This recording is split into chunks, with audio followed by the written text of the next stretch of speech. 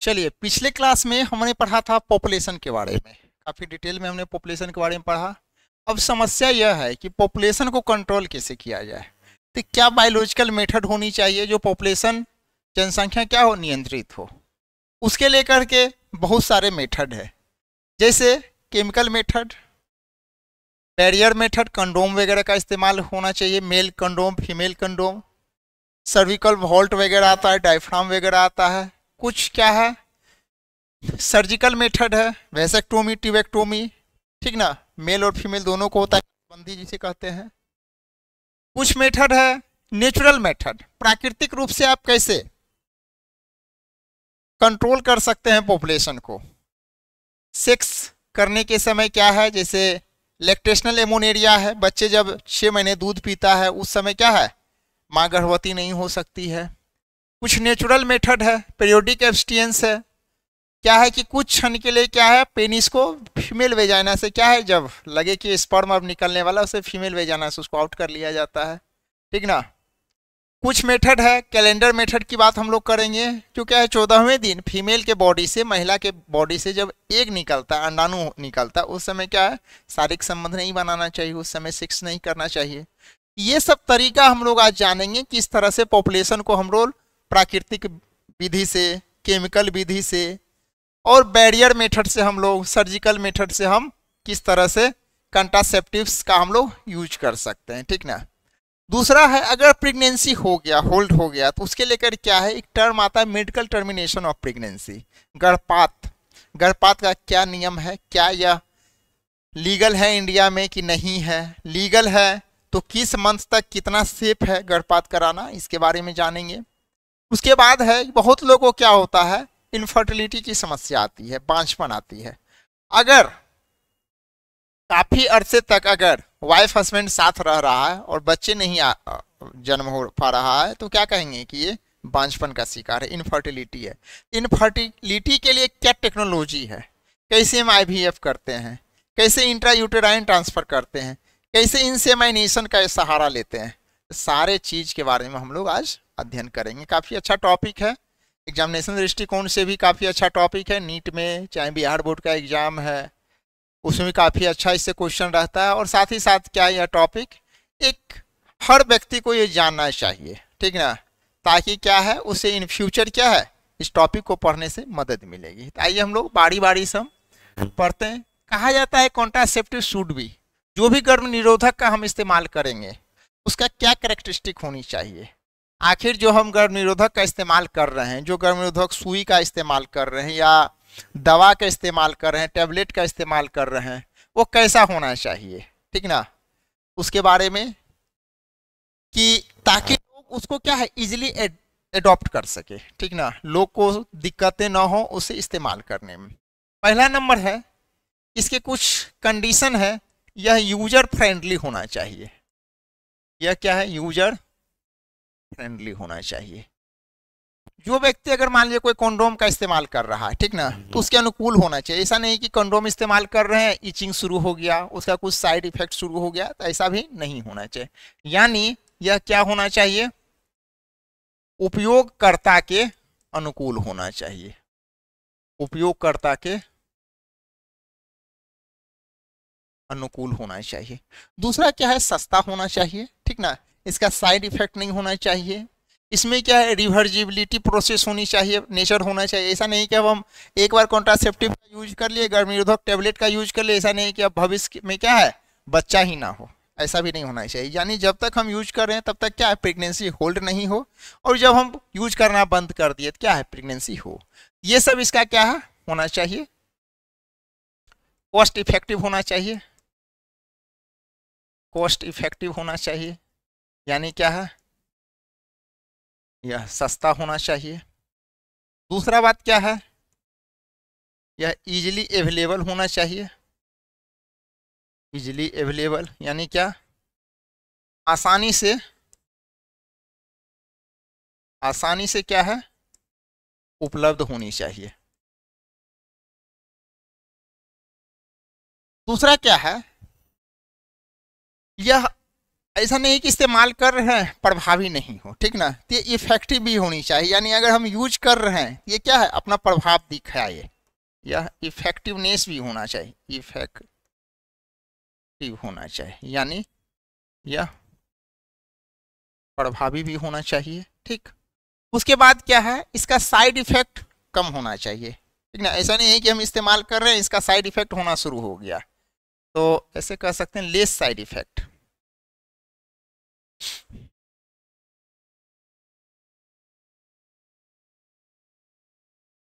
Less side effect यानी इसका side effect नहीं होना चाहिए या कम होना चाहिए।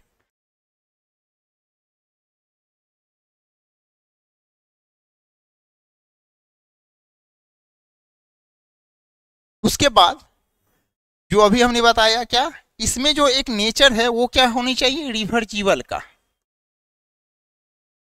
रिवर्जिबल। रिवर्जिबल मतलब उसे हिंदी में कहते हैं क्या, प्रतिवर्त।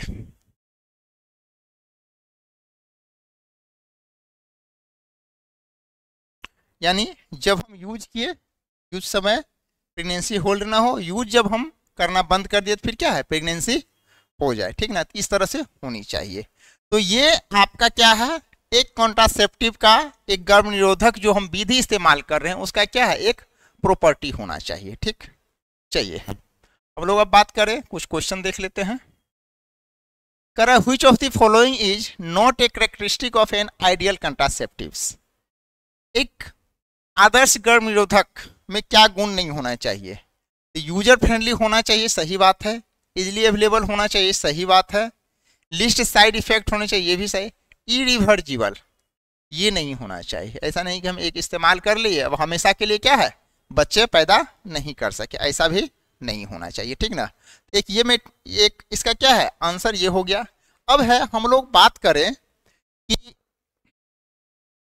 कंट्रासेप्टिव मेथड जो हम लोग इस्तेमाल करेंगे, ये कंट्रासेप्टिव मेथड कितने तरह का होता है, क्या है प्राकृतिक मेथड, ठीक ना। आप एक देखे होइएगा, नीतीश जी एक स्टेटमेंट दिए थे जिस पर काफी ज्यादा बवाल हुआ था, यही नेचुरल मेथड के बारे में उन्होंने चर्चा किया था, ठीक ना। लगता है उस समय नीतीश जी एनसीईआरटी का क्लास 12 का बुक लग रहा था, पढ़ के गए होंगे, ठीक ना। हालांकि उन्होंने गलत नहीं बोला, बोला सही बात, बायोलॉजिकल भाषा नहीं था वो, थोड़ा सा अमर्यादित भाषा में उन्होंने बोला, लेकिन गलत नहीं बोला था, ठीक ना। आज हम लोग देखेंगे कि आखिर उनका स्टेटमेंट किस हद तक सही था, ठीक ना, आज पढ़ने के बाद आपको पता चलेगा। तो पहला है मेथड क्या है कि नेचुरल मेथड, नेचुरल मेथड यानी प्राकृतिक विधि। दूसरा है बैरियर मेथड,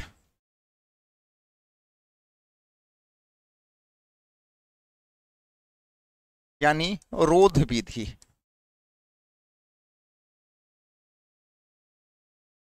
तीसरा है आपका केमिकल मेथड,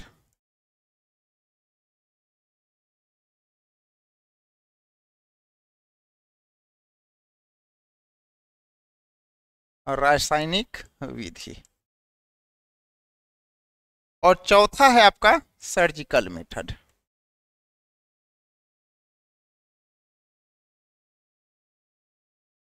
शल्य विधि।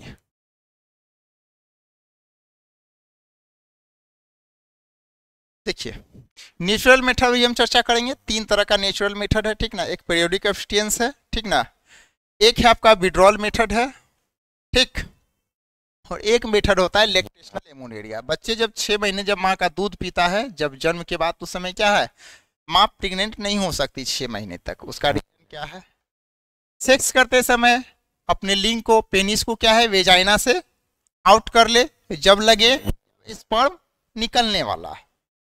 एक मेथड होता है क्या, हम जान लें कि पीरियड फीमेल में पीरियड होने का जो मेंस्ट्रुअल साइकिल है उसके 14वें दिन क्या होता है एग रिलीज होता है, उस समय फीमेल के साथ क्या है शारीरिक संबंध नहीं बनाए जाए। ये तीनों क्या है प्राकृतिक मेथड। इस मेथड में किसी तरह का हम बाहर से कोई अवरोध का सहारा नहीं ले रहे हैं, कंडोम का इस्तेमाल नहीं कर रहे हैं, किसी तरह का केमिकल मेथड का इस्तेमाल नहीं कर रहे हैं, मार्केट से कुछ ला करके हम यूज नहीं कर रहे हैं, यानी क्या पूरी की पूरी तरह से ये क्या है, हमारे विवेक पर निर्भर करता है, ठीक ना, हमारे बुद्धि विवेक पर निर्भर करता है।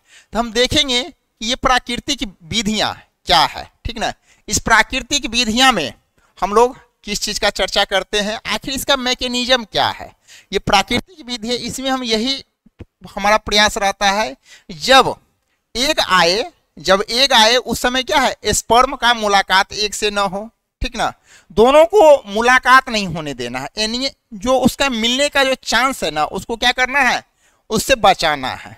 इसका जो मैकेनिज्म होता है, जो इसका मैकेनिज्म जो है, इसका जो सिद्धांत है, जो इसका मोड ऑफ एक्शन है, वो क्या है, avoiding the chance of meeting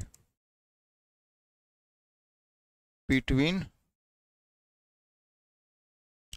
egg and sperm, यानी शुक्राणु व अंडाणु के मिलने की जो संभावना है, मिलने की संभावना जो है, उस संभावना से क्या है, यह बचने का सिद्धांत है। संभावना से क्या है, बचने का क्या है, यह सिद्धांत है। इसी सिद्धांत पर हम लोग बात करेंगे, कैसी प्राकृतिक रूप से दोनों का मिलन नहीं होने देना है। हालांकि अगर देखा जाए तो यह मेथड जो है, इसका सबसे एक लिमिटेशन है, सबसे इसका जो डिमेरिट है, इसका फेल्योर रेट ज़्यादा होता है। कैसे फेल्योर रेट होता है ज़्यादा, इसकी भी हम चर्चा करेंगे। यानी क्या है, हाई फेल्योर रेट, यानी विफलता दर जो है इसकी क्या है, विफलता दर क्या है, ज़्यादा होता है, ठीक ना, इसका विफलता दर आपका ज़्यादा होता है। ठीक, आइए हम लोग बारी बारी से इस प्राकृतिक विधि के बारे में हम लोग चर्चा करेंगे कि क्या है यह प्राकृतिक विधि, ठीक ना। 3 तरह का विधि है, इस तीनों विधि पर हम लोग चर्चा करें। पहला है पीरियोडिक एब्स्टेंस या कैलेंडर मेथड। पीरियोडिक मतलब होता है कुछ समय के लिए,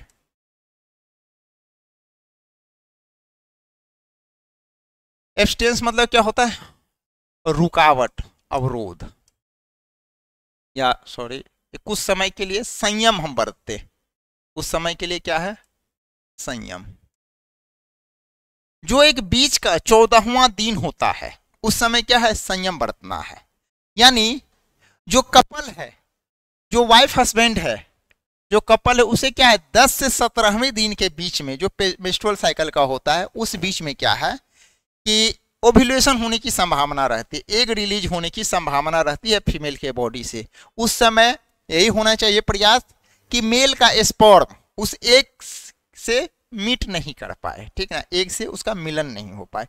इसे ही हम लोग कहते हैं आवधिक संयम। यानी कुछ समय के लिए क्या है, संयम बरतना है, कुछ समय के लिए पुरुष को शारीरिक संबंध बनाने से बचना है, ठीक ना। इसका भी फेल्योर रेट ज्यादा होता है, क्योंकि क्या है, एग्जैक्ट क्या होता है ना, एग्जैक्ट कैलकुलेट करना थोड़ा सा मुश्किल होता है। हालांकि मार्केट में बहुत सारा ओव्यूलेशन किट भी आ गया है, उससे आप चेक करके आप देख सकते हैं, ठीक ना। देखिए होता क्या है, इसका एक मैकेनिज्म बताते हैं। ये क्या है, जब मेंस्ट्रुअल साइकिल स्टार्ट होता है, जब मेंस्ट्रुअल साइकिल स्टार्ट होता है, ये फर्स्ट डे, ये 14th डे, ये क्या है 28th डे, ये 14वां दिन क्या है, एग रिलीज होने की संभावना रहती है। इस दिन क्या है, अंडोत्सर्ग की घटनाएं होती है फीमेल के बॉडी में, ओव्यूलेशन होता है, यानी अंडोत्सर्ग की घटनाएं होती है इस 14वें दिन। मान लीजिए 14वां दिन नहीं हुआ, हो सकता है अगर मान लीजिए 12 दिन 12th डे अगर हो गया, ठीक ना, तो 12th डे अगर शारीरिक संबंध बनाया गया, मान के चला जाए 14वां दिन आप एग्जैक्ट समझ रहे हैं, लेकिन अगर मान लीजिए 12वां दिन अगर संबंध बनाया तो 2 दिन क्या है, आपका स्पर्म का क्या है, जीवन अवधि होती है, फिर भी क्या है, प्रेगनेंसी होने की संभावना बनेगी।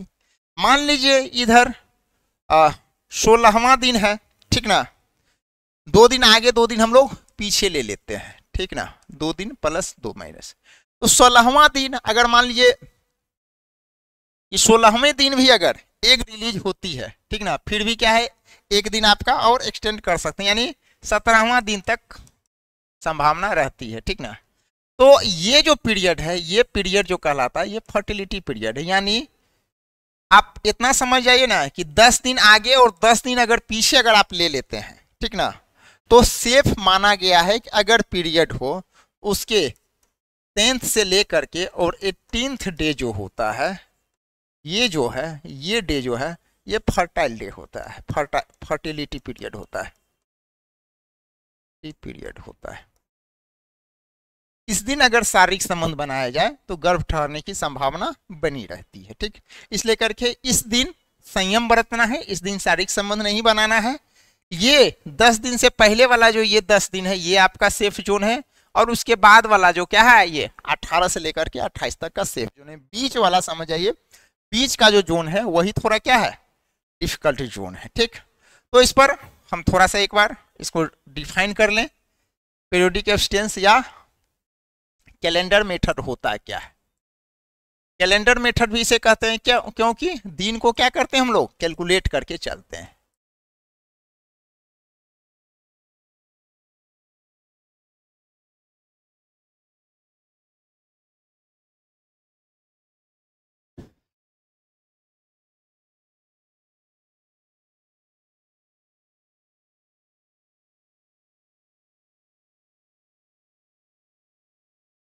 आवधिक संयम, इसको एक बार डिफाइन कर लिया हमने, आपको बता दिया एक लैंग्वेज में, यानी मेथड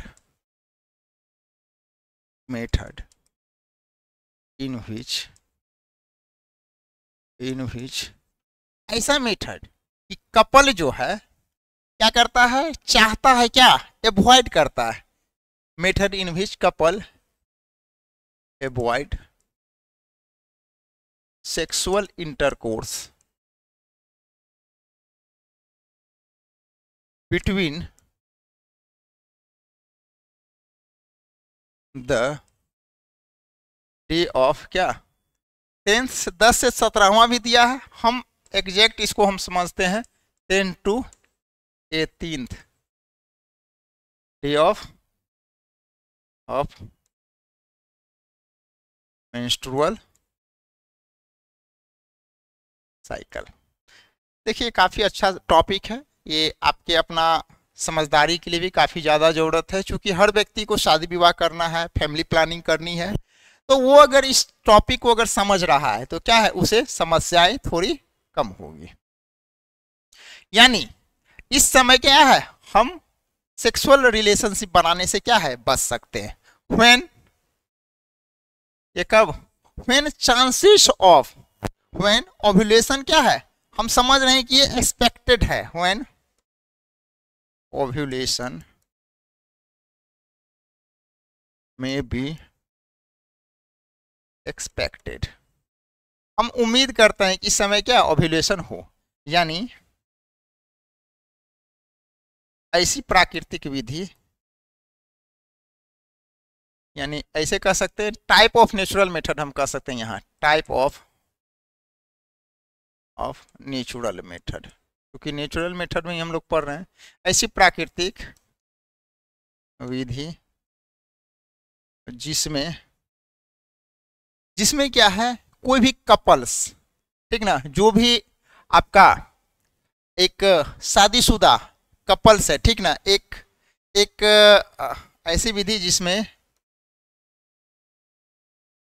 शादीशुदा जोड़ा, जरूरी नहीं है शादीशुदा हो ही, यहाँ पर शादीशुदा का इस्तेमाल नहीं भी कर सकते हैं आप तो चलेगा, ठीक ना। शादीशुदा जोड़ा जो मासिक धर्म के, जो यहाँ हटा ही देते हैं शादीशुदा,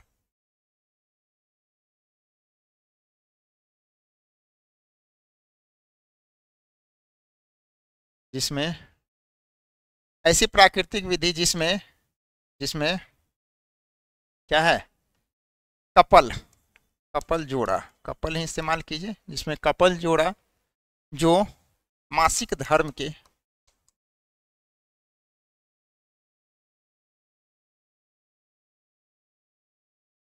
10वें से 18वें दिन के बीच सहवास करने से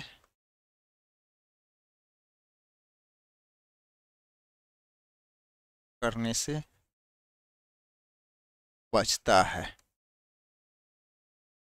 सहवास करने से बचता है, परहेज करता है। जब क्या है, जब अंडोत्सर्ग की क्या है, एक्सपेक्ट हो कि हमें अब ओव्यूलेशन होगा। जब अंडोत्सर्ग की क्या है, उम्मीद हो, तो मार्केट से आप ओव्यूलेशन चेक का किट ले आइए। वो क्या है, एक सटीक रिजल्ट दे देता है। अब क्या है, इसमें संभावनाएं क्या बनी रहती है, इसका भी क्या है, फेल्योर रेट ज़्यादा है। फेल्योर रेट क्या है आपका, ज़्यादा है। विफलता दर इसकी ज़्यादा है। जो भी आपका प्राकृतिक मेथड है, याद रखिएगा, संभावना भी होती है इसका क्या, फेल होने का। इसमें क्या है, किसी तरह का साइड इफेक्ट क्या है, किसी तरह का साइड इफेक्ट क्या है, इसमें नहीं पाया जाता है, याद रखिएगा। और देखिए सबसे बड़ा इसमें संभावना क्या है, जो फर्टिलिटी विंडो है उसको क्या है, कैलकुलेट करना difficult to calculate, to expect कर सकते या calculate, difficult to calculate ovulation age, यानी अंडोत्सर्ग की संभावना की गणना क्या है, इसमें मुश्किल है, ठीक ना, इसलिए करके थोड़ा सा ये डिफिकल्ट माना गया है। ठीक, इसके बाद अब हम लोग बात करेंगे आगे का जो प्रोसेस है, वो है आपका विड्रॉल मेथड की हम लोग बात करेंगे। इससे पहले कुछ हम लोग क्वेश्चन देख लें। करा on which of the following fact is the method of periodic abstains based. Periodic abstains किस पर बेस्ड है, एक ovulation occurs on about the 14th day, सही बात है, 14वां दिन क्या है, अंडोत्सर्ग होने की संभावना रहता है मेंस्ट्रुअल साइकिल के। मेल विड्रॉ हिज पेनिस, ये आपको नहीं होगा, ये आगे वाला प्रोसेस पढ़ेंगे, विड्रॉल मेथड वहां पर होगा, तो ये सही है, ये नहीं होगा। कपल एवॉइड क्वाइटस, ठीक ना, दंपति जो है वो क्या है, सेक्स करना, ये 10 से 14वें दिन क्या है, सेक्स करने से क्या होना, बचना चाहिए, यानी आंसर आपका ये भी सही है, यानी आंसर क्या हो जाएगा आपका, डी होगा। ठीक, और क्वेश्चन है क्या, चलिए, विच मेथड ऑफ कॉन्ट्रासेप्टिव है हायर फेल्योर रेट, कौन है, अभी जो हमने बताया है रिदम मेथड, इसी को हम लोग कहते हैं, ठीक ना, पीरियोडिक एब्सटेंस को ही रिदमिक मेथड भी कहते हैं। ये क्या है, मेथड आपका क्या है, फेल्योर रेट इसमें ज्यादा होती है। चलिए, उसके बाद अब हम लोग बात करेंगे कि जो आपका एक मेथड है जिसे हम लोग क्या कहते हैं, विड्रॉल मेथड। इसी मेथड पर क्या हुआ था, नीतीश जी का स्टेटमेंट आया था और इसी पर विधानसभा में क्या है, काफी ज्यादा बवाल हुआ था, ठीक ना। इसी मेथड की हम लोग चर्चा करेंगे। हालांकि वीडियो हमने नहीं लगाया है, ठीक, अच्छा नहीं लगा चूंकि अमर्यादित थोड़ा सा भाषा है। इसमें क्या किया जाता है कि पेनिस को पुल आउट कर दिया जाता है, ठीक ना, इजैकुलेशन से पहले, ठीक, ताकि क्या है, फीमेल के वेजाइना में, ताकि फीमेल के वेजाइना में स्पर्म नहीं जा पाए। इस मेथड को हम लोग क्या कहते हैं, विड्रॉल और क्वाइटस। क्वाइटस, विड्रॉल, विड्रॉल मतलब क्या होता है, रोक देना, ठीक ना, या क्वाइटस इंटरेप्टस, बीच में क्या है, व्यवधान या सहवास इंटरेप्ट्स, बीच में ही क्या है, व्यवधान, यानी मेथड इन विच क्या है, male pull out his penis out of vagina just before ejaculation, ठीक ना, यानी types of natural method in which male pull out his penis just before ejaculation. ये एनसीईआरटी के क्लास 12 का ये टॉपिक है। यही स्टेटमेंट नीतीश जी का था, ठीक ना। यानी आप कह सकते हैं ऐसी प्राकृतिक विधि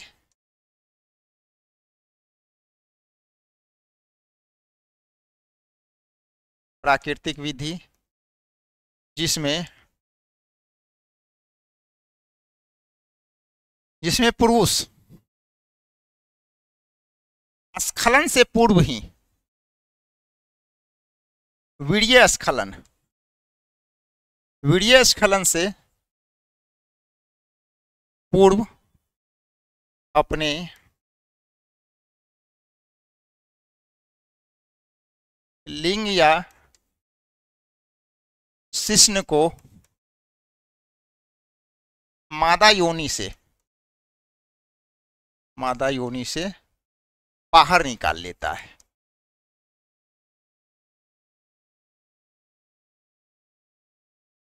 बाहर निकाल देता है। इसी मेथड को हम लोग क्या कहते हैं? विड्रॉल मेथड, ठीक ना। हालांकि इसका एक संभावना होता है, जो इजैकुलेशन होता है, ठीक ना।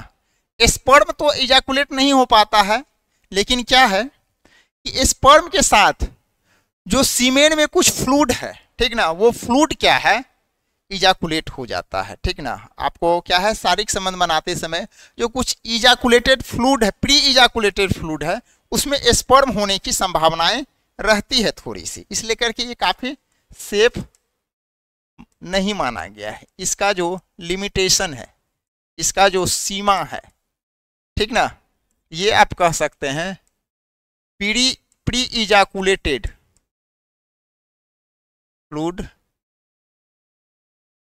में कंटेन क्या, सम परसेंटेज ऑफ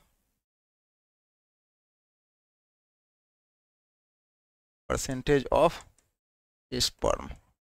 अब देखिए प्री इजैकुलेटेड फ्लूइड होता है क्या है, जैसे मान लीजिए प्रोस्टेट से निकलने वाला, बल्बो यूरेथ्रल ग्लैंड से निकलने वाला, ये सब जो कुछ हार्मोन जो निकलता है, ठीक ना, कुछ ग्लैंड से जो स्रावित होने वाले जो केमिकल है, वो सब केमिकल में क्या है, कुछ संभावना रहती है स्पर्म का। इसलिए करके ये मेथड काफी ज्यादा जो है बेहतर नहीं माना गया है। एक्चुअली सीमेन जो होता है ना, सीमेन में कुछ क्या है, सीमेन जो बनता है, सीमेन जो कुछ फ्लूइड होता है, जो हार्मोनल फ्लूइड है, और प्लस स्पर्म, ये दोनों मिलकर क्या है, सीमेन बनाता है। तो जो स्खलन से पूर्व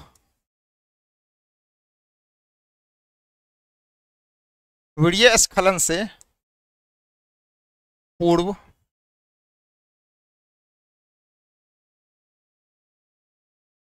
निकलने वाले द्रव में क्या है, शुक्राणु की संभावना रहती है।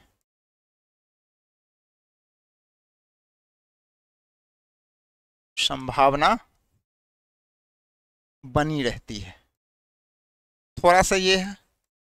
दूसरा क्या है, मेल को सेल्फ कंट्रोल उस समय क्या है कर पाना काफी थोड़ा मुश्किल होता है। सोचेगा एक झटके में हम पेनिस को निकाल करके और स्पर्म को बाहर कर दे, तो वो कंट्रोल कर पाना काफी मुश्किल क्षण होता है। इसलिए करके self control by male is very difficult.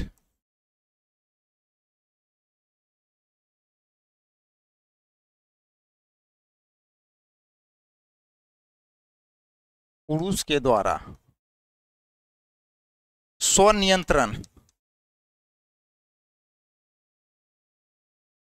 क्या है, काफी मुश्किल क्षण होता है, काफी मुश्किल क्षण होता है जब सेक्सुअल इंटरकोर्स किया जाता है। इसलिए करके ये जो संभावना है ना, ये थोड़ा सा क्या है, मुश्किल है। तो इसलिए करके ये बहुत ज़्यादा आप सटीक नहीं कह सकते हैं, क्योंकि जो प्री इजैकुलेटेड फ्लूइड होता है ना, उसमें थोड़ा सा संभावना रहती है कि कुछ ना कुछ स्पर्म होगा पहले से। एक लैक्टेशनल एमोनेरिया, लैक्टेशनल ये क्या है? ब्रेस्ट फीडिंग, ब्रेस्ट फीडिंग यानी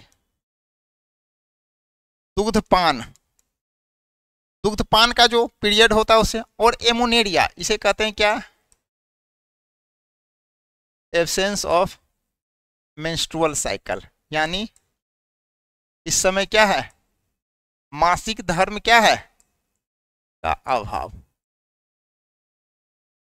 यानी जब जन्म होता है बच्चे का, मां बच्चे को जब दूध पिलाती है, ठीक ना, तो वो जो प्रारंभिक का जो 6 महीना होता है ना, उस समय फीमेल क्या है? मेंस्ट्रुअल साइकिल नहीं होता है, ठीक ना। मेंस्ट्रुअल साइकिल नहीं होगा यानी ओव्यूलेशन की संभावनाएं नहीं होती है। लेकिन इसमें लिमिटेशन है कि ये 6 महीने तक। हालांकि जो माँ अपने बच्चे को दूध नहीं पिलाती है, उसमें क्या है कि ये पूरी तरह से सटीक कैलकुलेशन नहीं बैठता है, ठीक ना। उस समय होता क्या है, हालांकि जो प्रोलैक्टिन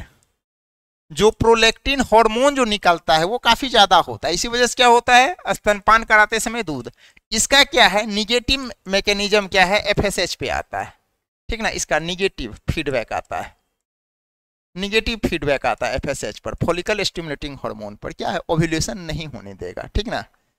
इसी मैकेनिज्म पर यह काम करता है। ये क्या है? यह है ओनली फॉर न्यू मदर। हालांकि हम तो ऐसे भी देखे हैं कि 1-2 बच्चे के बीच का गैप 12 महीना भी देखा गया है, ठीक ना, 12-13 महीना भी देखा गया। तब तो फिर यहाँ पर क्या फेल हो जाता है। एक बच्चे को जन्म दी माँ और उसके बाद क्या है? दूसरे बच्चे तुरंत कंसीव कर लेती है 3-4 महीने के बाद, तो ये भी देखा गया है। तो हालांकि ये पूरी तरह से सटीक नहीं बैठता है, लेकिन ऐसा वैज्ञानिक अनुसंधान से ऐसा दावा किया जाता है कि 6 महीने तक संभावना बनी रहती, लेकिन ये पूरी तरह से सटीक नहीं है। अब देखिए इसमें क्या है, बाहर से हम लोग हार्मोन नहीं देते हैं, हमारे क्या है बॉडी के भीतर ही क्या हार्मोनल चेंज हो रहा है, ठीक ना। ये भी क्या है एक तरह से जो प्रसव के बाद का बांझपन कहा जाता है, 6 महीने क्या है एक बांझपन है, इसे हम लोग क्या कहते हैं? पोस्टनेटल इनफर्टिलिटी, यानी इसे हम लोग कह सकते हैं क्या? प्रसव उपरांत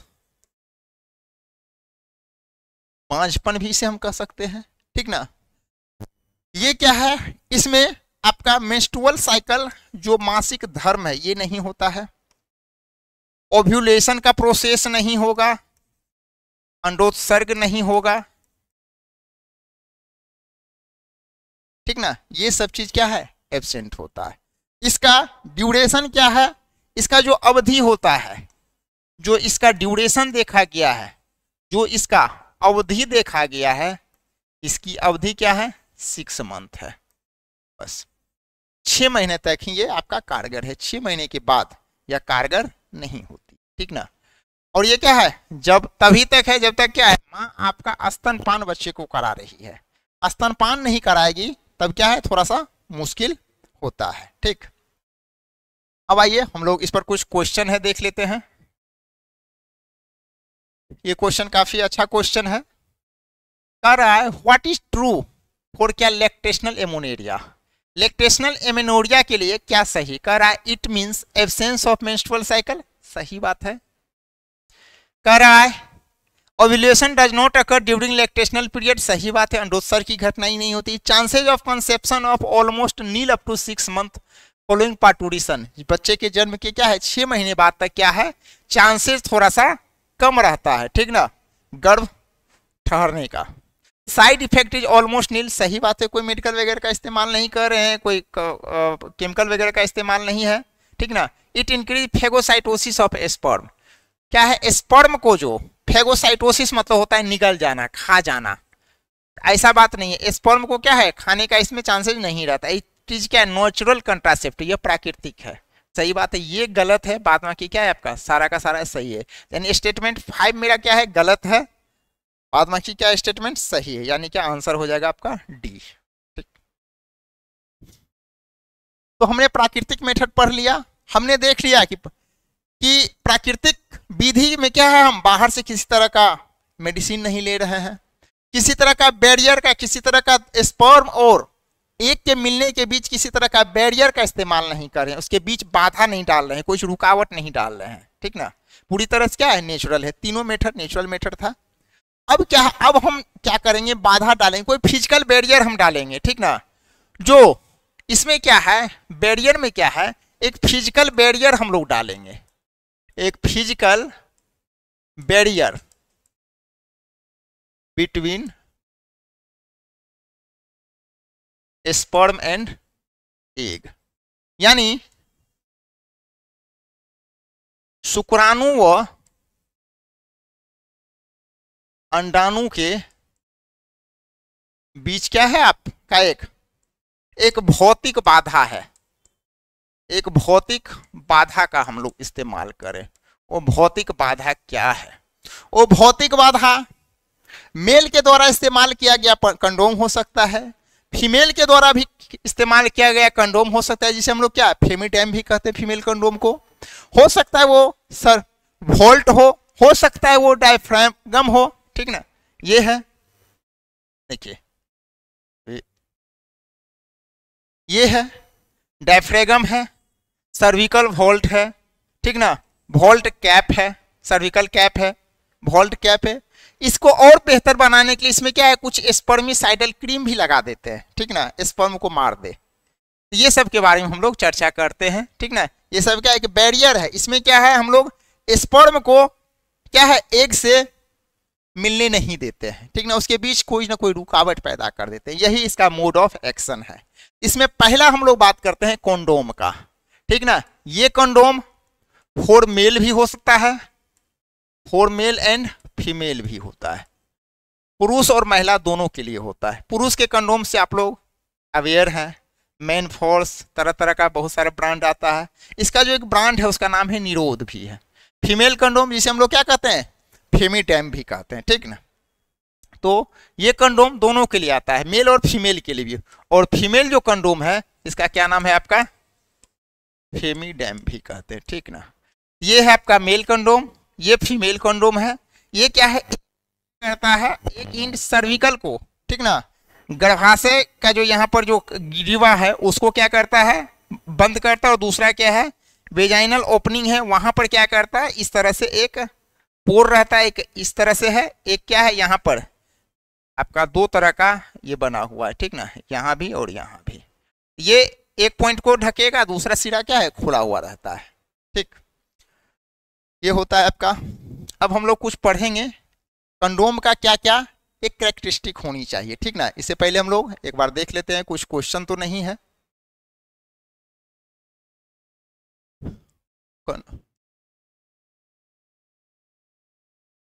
चलिए क्वेश्चन से पहले हम लोग थोड़ा देख लें कि कंडोम का एक बेहतर कंडोम तभी लोग यूज कर सकता है जब वो कंडोम क्या है, सस्ता हो, इजीली अवेलेबल हो। जहाँ तहाँ क्या मिल, देख रहे हैं किराना दुकान पे भी कंडोम का बिक्री हो रहा है, ठीक ना।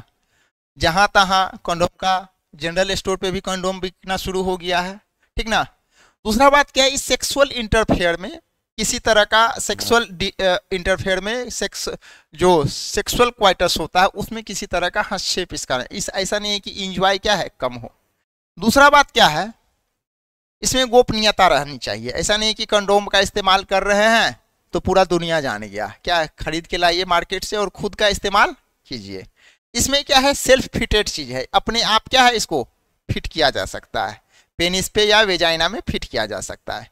दूसरा क्या है, ये क्या करता है कि एसटीडी से सबसे बड़ा इसका जो फायदा है ना, ये फायदा क्या है, ये सेक्सुअली ट्रांसमिटेड डिजीज जो है, जो भी यौन संचारित रोग है उससे क्या करता है, ये बचाता है, ठीक ना। क्योंकि न मेल और न फीमेल के फ्लूइड क्या होता है, कांटेक्ट में आ पाता है, ठीक ना। इसके द्वारा क्या होता है कि आपका क्या है, ये बचता है, ठीक ना।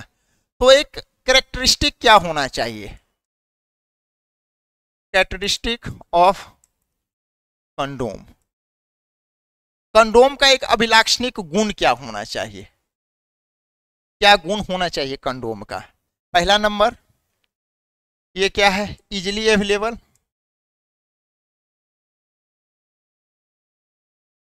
इजिली अवेलेबल, सरलता से क्या है, उपलब्ध होना चाहिए,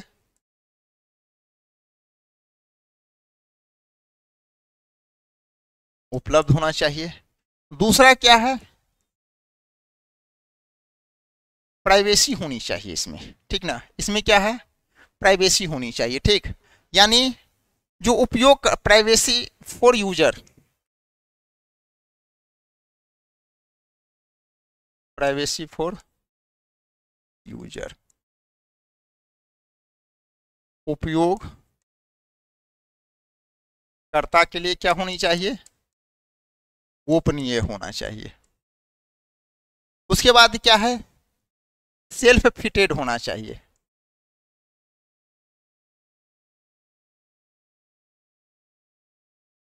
स्वयं क्या है, फिट हो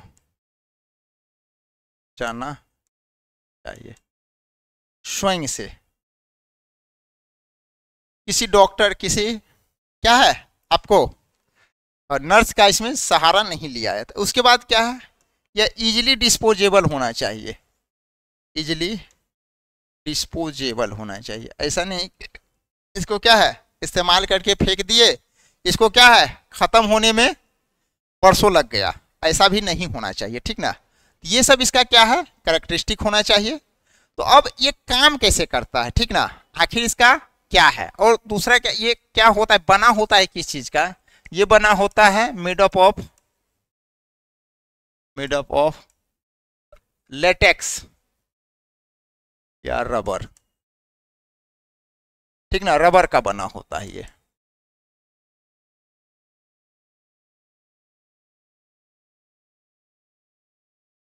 रबर का बना होता है।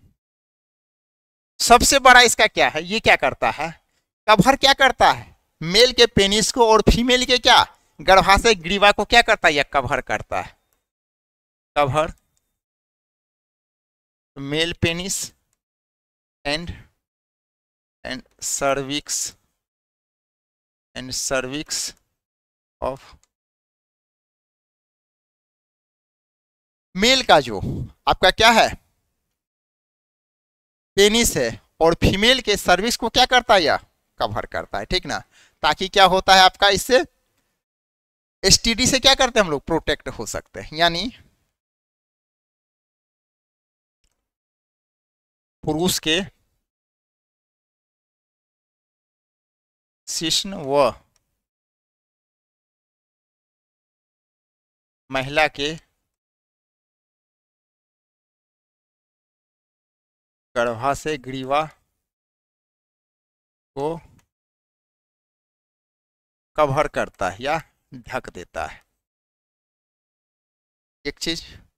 दूसरा क्या क्या सबसे बड़ा इसका क्या है फायदा है, इसका जो बेनिफिट है, जो बेनिफिट है वो क्या है, प्रोटेक्ट फ्रॉम क्या एसटीडी। यानी क्या है,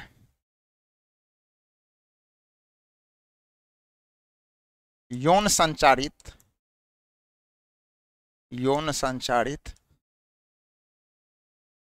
रोग से क्या है बचाता है।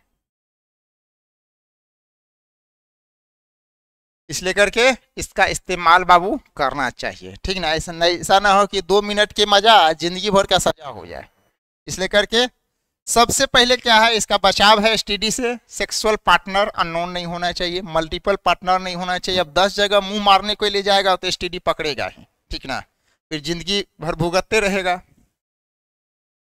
चलिए क्वेश्चन है, निरोध ही ये चलिए इसका कंडोम का ही एक जो इसका ब्रांड है ना, इसका जो ब्रांड है जो कंडोम का, इसके ही ब्रांड का क्या नाम है आपका, निरोध।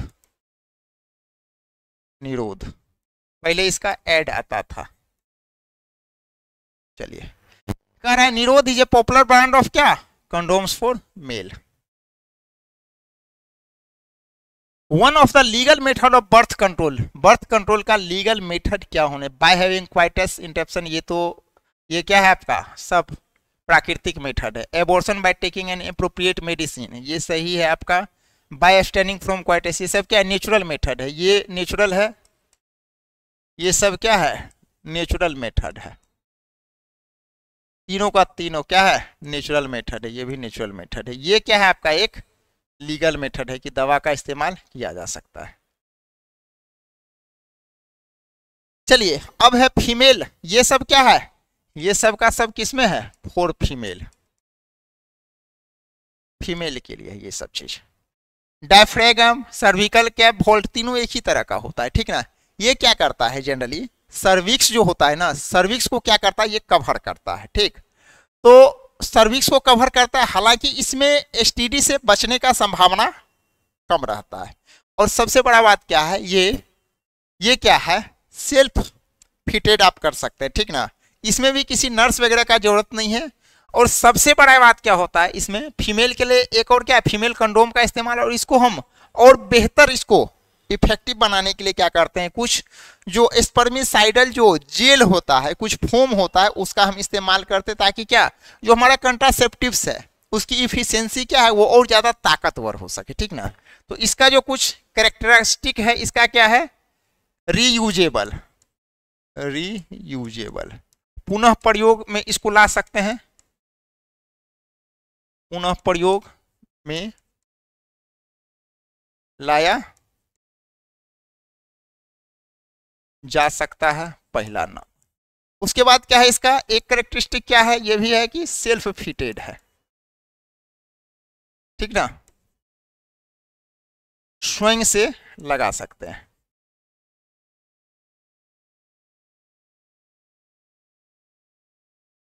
स्वयं से लगा सकते हैं। और ये भी क्या करता है, जो फीमेल का जो सर्विक्स है, ठीक ना, जो फीमेल का क्या है, जो आपका सर्विक्स है,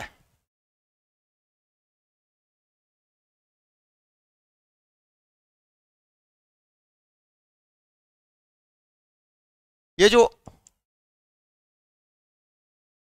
फीमेल का ये सर्विक्स है ना, इस सर्विस को क्या करता है, ये कवर कर देता है, ठीक ना, इसको कवर कर देता है, ताकि क्या है आपको जो स्पर्म जो है ना, स्पर्म अंदर इंटर नहीं कर पाए, ठीक ना। और ये भी क्या होता है, मेड फॉर फ्रॉम रबर, ये भी रबर का ही बना होता है।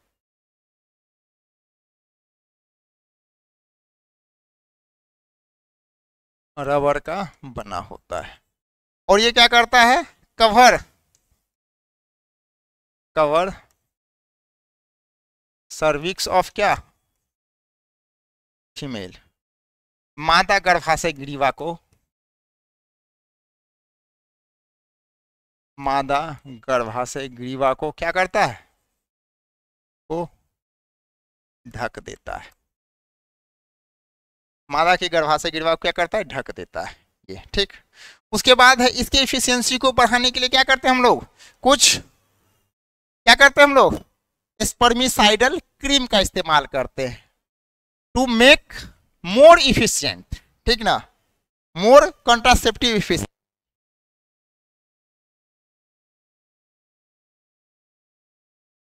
To make more contraceptive efficiency, use some spermicidal cream, कुछ स्पर्मिसाइडल क्रीम का हम लोग इस्तेमाल करते हैं, जेली का, फोम का, जेली का, फोम का, कुछ क्रीम वगैरह आपका, जैसे क्या एक क्रीम आता है नोनोक्सीमोल, नोनोक्सीमोल, ये सब लगा दीजिए, इसकी क्या है, इसकी और ताकत बढ़ जाएगी, ठीक ना। ये सब है इसकी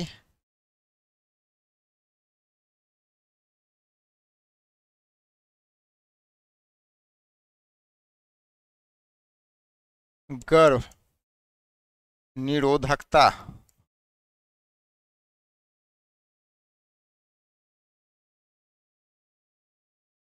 क्षमता को बढ़ाने के लिए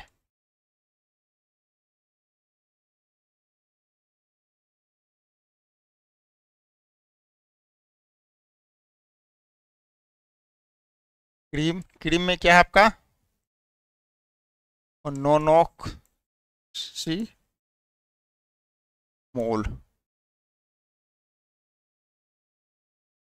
जेली व फोम का सहारा लेते हैं या इस्तेमाल करते हैं, ठीक ना। ताकि क्या है ये, और सबसे इसकी जो डिमेरिट है, याद रखिएगा बाबू, इसकी जो सबसे जो इसकी खामी है, वो खामी क्या है, नो प्रोटेक्शन फ्रॉम एसटीडी, ठीक ना। यौन संचारित रोग से, यौन संचारित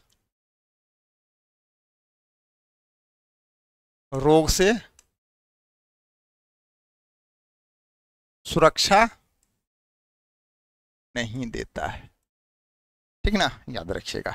यौन संचारित रोग से सुरक्षा नहीं देगा।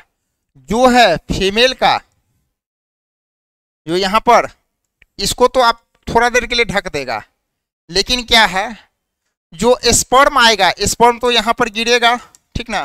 तो क्या है, फीमेल रिप्रोडक्टिव ट्रैक्ट में क्या है, जाने की संभावना बनी रहती है, ठीक। Diaphragm are contraceptive device used by the female, choose the correct option from the statement given below. क्या कह रहा है, they are introduced into uterus, uterus में हम लोग इस्तेमाल करते हैं। They are placed to cover the cervical region, they act as physical barrier for sperm entry, they act as a spermicidal agent. चलिए क्या होना चाहिए, पहला क्या है, हम लोग यूट्रस में तो इसको नहीं डालते हैं, सर्विकल कैप की तरह काम करता है।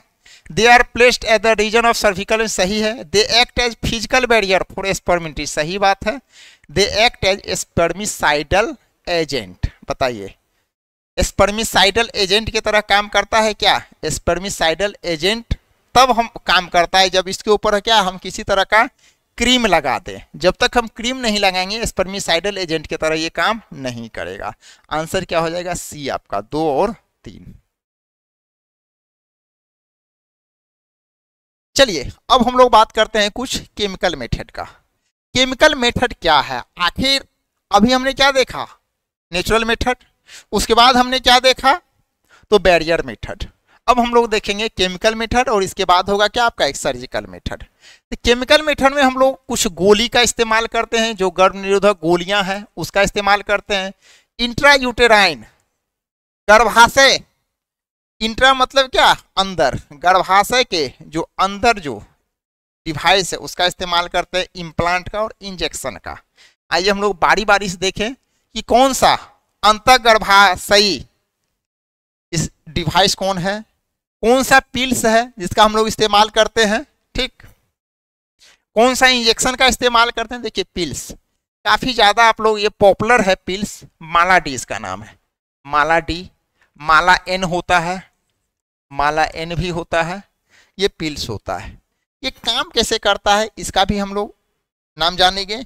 इसको पॉपुलरली हम लोग क्या कहते हैं, कंट्रासेप्टिव पिल्स कहते हैं, गर्भ निरोधक गोलियां, इसे हम लोग क्या कहते हैं, गर्भ निरोधक गोलियां।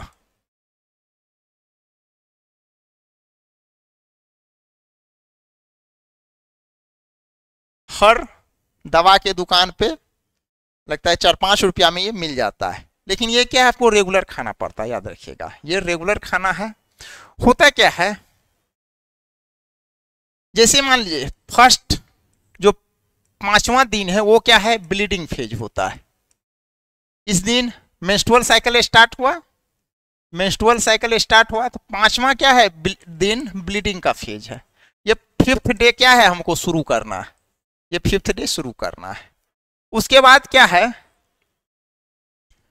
यहां 5वां दिन शुरू करना है और 21 दिन इसको खाना है, यानी 26 दिन तक खाना है।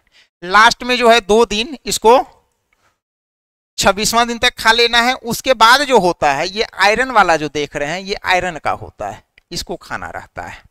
अब क्या है, ये 5-26 दिन हो गया, लास्ट में 2 दिन हम लोग क्या है छोड़ देते हैं, ताकि क्या है फिर से जो है इसका असर कम हो जाए और फिर से क्या है यहाँ पर ब्लीडिंग होना फिर से क्या है आपका स्टार्टिंग हो जाए। इसमें एक तीर के हिसाब से बना रहता है, इस तरह से तीर बना रहता है, इस तीर के में ही क्या है, उसके डायरेक्शन के अकॉर्डिंग खाना रहता है। जो लास्ट वाला जो कलरफुल टेबलेट देख रहे हैं वो कलरफुल टेबलेट आयरन का होता है, ठीक ना, ताकि क्या है फिर से मेंस्ट्रुअल साइकिल शुरू हो सके, फिर से ब्लीडिंग हो सके। ये जो है जो टेबलेट होता है इसे हम लोग क्या पॉपुलरली पिल्स भी कहते हैं। इसका जो यानी इसे हम कह सकते हैं पॉपुलरली नोन एज पिल्स या कंट्रासेप्टिव पिल्स कहिए।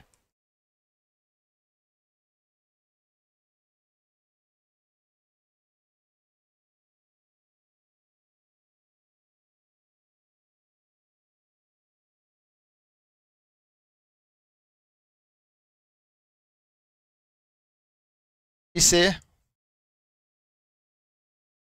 सामान्य तौर पर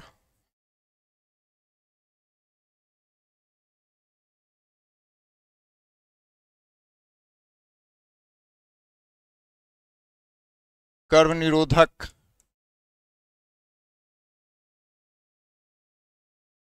गोलियां के नाम से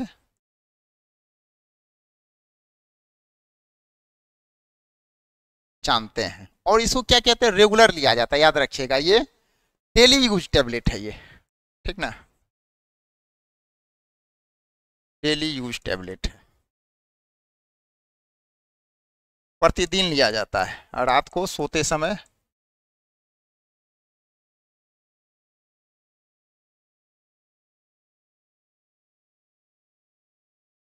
जो सहेली का भी हम नाम पढ़ेंगे वो वीकली लिया जाता है, लेकिन इसका क्या है डेली लिया जाता है।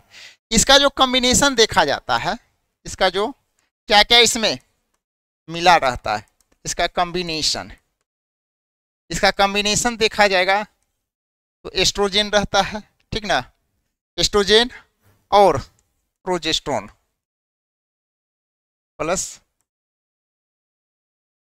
अभी हम पढ़ेंगे एस्ट्रोजन और प्रोजेस्टेरोन का काम क्या है। एस्ट्रोजन क्या करता है, ओव्यूलेशन अंडोत्सर्ग को नहीं होने देगा। प्रोजेस्टेरोन क्या करता है, होस्टाइल माहौल बना देता है अंदर में, ठीक ना, अंदर में विपरीत वातावरण बना देता है, ताकि क्या होता है इम्प्लांटेशन नहीं हो पाता है, क्या है इम्ब्रायो वहां से गर्भाशय के दीवार से चिपक नहीं पाएगा, ठीक ना। और दूसरा क्या है, अभी हम बताते हैं सर्विकल जो एंट्री होता है उसको थिक कर देता है, ठीक ना, ताकि स्पर्म ही इंटर नहीं हो पाता है। देखते हैं अभी कैसे काम करता है, आगे हम इस पर चर्चा करते हैं।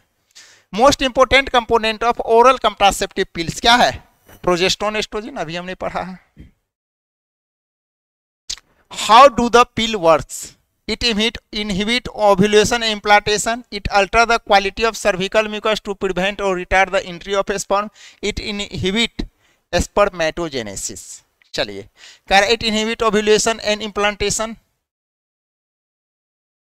ओव्यूलेशन सही बात है, ओव्यूलेशन अंडोत्सर्ग नहीं होने देता है एस्ट्रोजन, और इम्प्लांटेशन जिसकी वजह से नहीं। सर्विकल म्यूकस को क्या करता है, थिक कर देता है, ताकि क्या है it alter the quality of cervical mucus to prevent और retard the entry of sperm, सही बात है।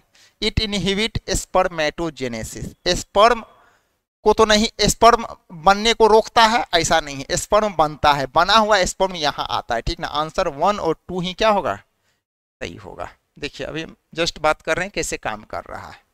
Oral contraceptive prevent pregnancy bye, oral contraceptive कैसे करता है, तो किलिंग द ओवम ऐसा नहीं है, blocking fertilisation, preventing ovulation, preventing implantation, दोनों होगा, ये और ये दोनों होगा, आंसर याद रखिएगा। ओव्यूलेशन को भी रोकता है और ओव्यूलेशन रोकेगा फिर क्या होगा इम्प्लांटेशन को भी रोकता है। जस्ट अभी हम बात करते हैं कैसे होता है, ठीक ना।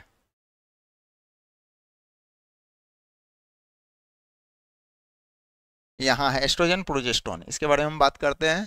चलिए हम बात कर ही लेते हैं एक बार कैसे काम करता है। देखिए एस्ट्रोजन क्या करता है, यह प्रिवेंट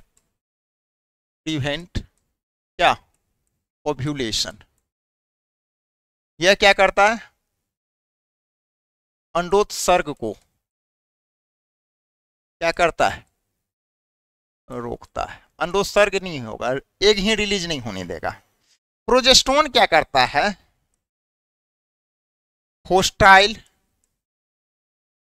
इन्वायरमेंट इन यूटरस, यानी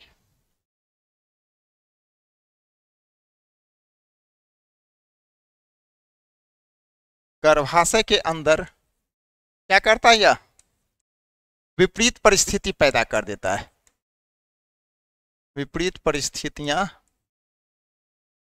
उत्पन्न कर देता है, जिससे क्या होता है, इम्प्लांटेशन, इम्प्लांटेशन, इम्प्लांटेशन का हिंदी हो जाता है आपका, एक मिनट रुक जाइए, बस हम भूल रहे हैं हिंदी इसका, इम्प्लांटेशन,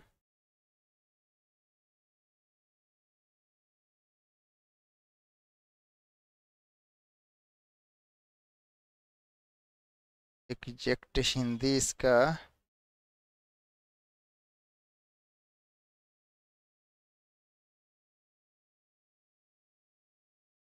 इसको एग्जैक्ट हिंदी से अंतररोपण होता है, अंतररोपण। जो एग होता है ना, एग क्या होता है, यूट्रस के वाल से चिपक जाता है। दूसरा क्या होता है, ठीक ठीक सर्विक्स, ठीक ना। गर्भाशय गिरवा को क्या करता है, यह गर्भाशय गिरिवा को मोटा कर देता है, क्या कर देता है, मोटा कर देता है। जो ये गर्भाशय का ग्रीवा है, ठीक ना, जो ये गर्भाशय का ग्रीवा है, इसी को क्या कर देता है, थिक कर देगा। अब इतना थिक कर देगा कि इसमें हो क्या है, स्पर्म आपका इंटर ही नहीं कर पाता है, ठीक ना। इस दो मैकेनिज्म पर ये काम करता है, ठीक। चलिए समझ गए। अब हम लोग बात करते हैं, एक और टेबलेट आता है, उसका नाम है सहेली। ये सप्ताह में एक दिन लिया जाता है। ये टेबलेट क्या है आपका, सप्ताह में एक दिन लिया जाता है। और ये इसको बनाने वाला जो इंस्टीट्यूट था, उस इंस्टीट्यूट का क्या नाम है आपका, CDRI लखनऊ, ठीक ना, CDRI लखनऊ। ये सहेली जो है वंस इन ए वीक, यानी सप्ताह में एक बार इसका प्रयोग किया जाता है, पहला नंबर। और इसको बनाया कौन था, made by CDRI Lucknow. CDRI central drugs research institute, central drug research institute ने क्या किया था, इसको बनाया था। एक्चुअली क्या होता है, ये एंटी, इसका जो नेचर होता है ना, वो एंटी एस्ट्रोजेन नेचर होता है, जिसका एक नाम है, जो एक केमिकल होता है, जो इसका केमिकल है, उस केमिकल को कहते हैं सेंट्रोक्रोमेन। जो इसका केमिकल है उसको क्या नाम है, सेंट्रोक्रोमेन। ये क्या होता है, इसमें एंटी एस्ट्रोजेन होता है, ठीक ना, ये एंटी एस्ट्रोजेन होता है, ठीक। एक्चुअली क्या होता है कि एंटी एस्ट्रोजेन होता है, एस्ट्रोजेन को क्या करता है, ये इनहिबिट कर देता है, ठीक ना। एस्ट्रोजेन यहाँ पर नहीं पाया जाता, एंटी एस्ट्रोजेन है। देखिए, एस्ट्रोजेन प्रोजेस्टेरोन क्या है, प्रेगनेंसी मदद ही करता है, लेकिन क्या है, जब उसको गलत समय पर जब इस्तेमाल किया जाता है, तब क्या है, वो क्या करता है, प्रेगनेंसी को होल्ड नहीं होने देता है, ठीक। ये भी टेबलेट आपका उसी टाइप से है। दूसरा क्या है, नॉन स्टेरॉइड होता है, नॉन स्टेरॉइड होता है। इसमें क्या है, सिंथेटिक जो एस्ट्रोजन प्रोजेस्टेरोन होता है, ये नहीं पाया जाता, याद रखिएगा, नॉन स्टेरॉइड होता है। दूसरा बात क्या है, इसको taken in 21 days, taken 21 days, 21 दिन इसको लिया जाता है, याद रखिएगा, ठीक ना। 21 दिन महीना में लिया जाता है, फिर अगला महीना क्या है, ओ आ ही जाता है। यानी इसका गैप ये क्या है, वीकली है, याद रखिए, वंस इन ए वीक, यानी क्या, सातवां दिन पर लिया जाता है। 7th day it is taken by 7th day, ठीक ना। उसके बाद क्या है, ये भी क्या करता है, अंडोत्सर्ग को एक रिलीज को क्या करेगा, नहीं होने देगा। जो अभी एस्ट्रोजन प्रोजेस्टेरोन का आपने काम देखा था वही काम ये भी करता है, ठीक ना। सर्विकल म्यूकस को क्या करता है, थिक कर देता है ताकि स्पर्म का एंट्री नहीं होने देता है। ओव्यूलेशन को रोक देता है ताकि गैमेटोजेनेसिस नहीं हो पाता है, ठीक ना। ये सब तरह का ये करके और फिर क्या करता है, आखिर में फिर ये मेंस्ट्रुअल साइकिल को स्टार्ट भी करवाने में इसका रोल होता है, ठीक ना। अब देखिए पिल्स के कुछ लोग का कहना है कि इससे भाई फीमेल फेटिसाइड बढ़ेगा, लेकिन इसका जो समर्थक कहता है कि भाई ऐसा बात नहीं है, 9वें हफ्ता तक क्या यह कारगर है, उसके बाद यह कारगर नहीं है। उसके बाद कहता है इसका जो इस्तेमाल जो है, चूंकि कॉम्बी पैक है, ठीक ना, 2 दवा का ये है कॉम्बिनेशन है, तो इसका इस्तेमाल कहा जाता है कि स्वास्थ्य के लिए से सही है। यहां पर कहा गया है कि स्वास्थ्यकर्मी के हिसाब से, स्वास्थ्यकर्मी जो प्रैक्टिशनर है उसके सहयोग से लेना चाहिए। यहाँ पर कहा गया है कि जो इसका समर्थक है उसका कहा गया है कि इस पर निर्देश दिया रहता है, इसलिए करके लेने से कोई दिक्कत नहीं है। यहाँ कहा गया है कि ओवर द काउंटर लेने से स्वास्थ्य पर असर पड़ेगा। यहाँ कहा गया है कि ये ज्यादातर एबॉर्शन प्रेगनेंसी के 9 से 12वें हफ्ते के बीच होता है, और इस स्टेज पे क्या होता है, प्रेगनेंसी ये जो पिल्स है वो क्या है, सुरक्षित है। तो कुछ इसके फेवर में भी कुछ लोग का कहना है, कुछ इसके विरोध में भी लोग कह रहे हैं, ठीक ना। लेकिन क्या है, ये काफी हद तक कारगर है, चूंकि हमारा यह देसी दवा है, ठीक ना। चूंकि इसको CDRL लखनऊ ने बनाया था, काफी ट्रायल्स के बाद यह मार्केट में आया और फिर क्या है, कारगर हुआ है ये। What is about true about सहेली, सहेली के बारे में क्या कहा गया है, कहा गया डेवलप्ड बाय CDRL लखनऊ, सही है। कंटेंस स्टेरॉइडल प्रिपरेशन, स्टेरॉइडल नहीं है, नॉन स्टेरॉइडल है, याद रखिएगा। वंस ए वीक पिल, सही है। मेनी साइड इफेक्ट, ऐसा नहीं है। हाई कंट्रासेप्टिव वैल्यू, सही है। वेरी फ्यू साइड इफेक्ट, सही है। लो कंट्रासेप्टिव वैल्यू, ऐसा भी नहीं है। यानी आपका क्या 1 2 5 6 7, 1 2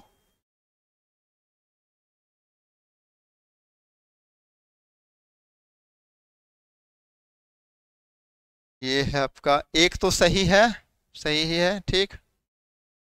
1 वाला ये भी है, चलिए ये सही है। चलिए once a contains steroidal preparation, 2 गलत है, ये गलत है, ठीक ना, 2 गलत है, ये छट गया आपका। चलिए उसके बाद क्या है, वंस ए वीक, सही है, ये सही है, ये सही। इसका मतलब क्या, आंसर आपका ए और सी में ही जा ही रहा है। उसके बाद क्या है, हाई कंट्रासेप्टिव वैल्यू, सही है, 5 नंबर आपका सही है, ठीक ना। उसके बाद क्या है, very few side, high contraceptive value, very few side effect, 4 very few side effect, ये भी सही है। लो कंट्रासेप्टिव वैल्यू, लो कंट्रासेप्टिव वैल्यू तो नहीं है, यानी 5 और 6 भी सही है, 5 और 6, 1 2 3 4 5 6 7। Very few side effect, side effect तो ये है, इस हिसाब से अगर देखा जाए तो आंसर को वही फंसा रहा है। डेवलपमेंट 1 तो सही है आपका, 2 वंस ए वीक सही है, ये once a week contains steroid वो तो 2 नंबर नहीं होगा। चलिए तीसरा वाला सही है, तीसरा वाला सही है। 5 चौथा मेनी साइड इफेक्ट 4 नंबर का गलत होगा, 4 नंबर वाला गलत होगा, इसको आप काट दीजिए, ठीक ना। हिसाब से आंसर जो है आपका ए ज्यादा बेहतर सटीक है यहाँ। चलिए progesterone help in preventing pregnancy bye not allowing, progesterone किस तरह से प्रेगनेंसी को क्या करता है, गोली गर्भधारण को रोकने में मदद करती है। एक क्या है, ओव्यूलेशन, निषेचन, इम्प्लांटेशन, इनमें इन सभी को रोकती है, सभी को रोकती है। इम्प्लांटेशन, फर्टिलाइजेशन नहीं होने देगा, ओव्यूलेशन नहीं होगा तो इम्प्लांटेशन नहीं होगा, फर्टिलाइजेशन, आंसर ठीक होगा। अब इम्प्लांट और इंजेक्शन के बारे में हम लोग बात करते हैं। इम्प्लांट क्या होता है, ये छेद तिल्ली होता है, ठीक ना, ये छेद तिल्ली होता है। ये भी उसी तरह का एस्ट्रोजन प्रोजेस्टेरोन के ही तरह क्या होता है, काम करता है। मोस्टली इसमें प्रोजेस्टेरोन होता है, ठीक ना। ये भी क्या होता है, फिटेड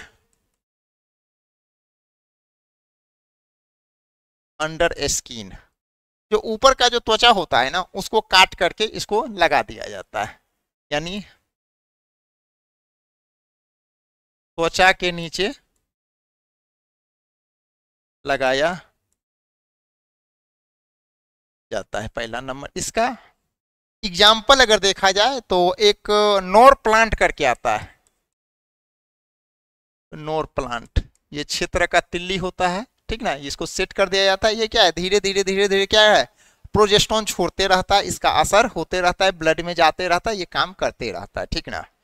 दूसरा है आपका इंजेक्शन, ये इंजेक्शन है, ये भी इंजेक्शन काफी कारगर होता है। ये भी क्या करता है, दोनों का क्या काम है आपका, इम्प्लांट और इंजेक्शन दोनों का क्या है, मोड क्या है, वही प्रोजेस्टेरोन है। इसका एक इंजेक्शन है जिसका क्या नाम है आपका, डेपो प्रोवेरा, एग्जाम्पल है आपका डेपो प्रोवेरा, ठीक ना। ये है, ये जो इंजेक्शन है आपका इम्प्लांट है, ये कम से कम आपका क्या है 5 ईयर तक ये सूटेबल है। 5 साल तक अगर किसी को लगता है कि कुछ गैप तक हमको बच्चा नहीं चाहिए, ठीक ना, बच्चा है कुछ गैप चाहिए, तो इसका इस्तेमाल किया जा सकता है। तो ये दोनों का, तो बोथ हैव क्या है, एक्शन लाइक क्या, प्रोजेस्टेरोन, दोनों का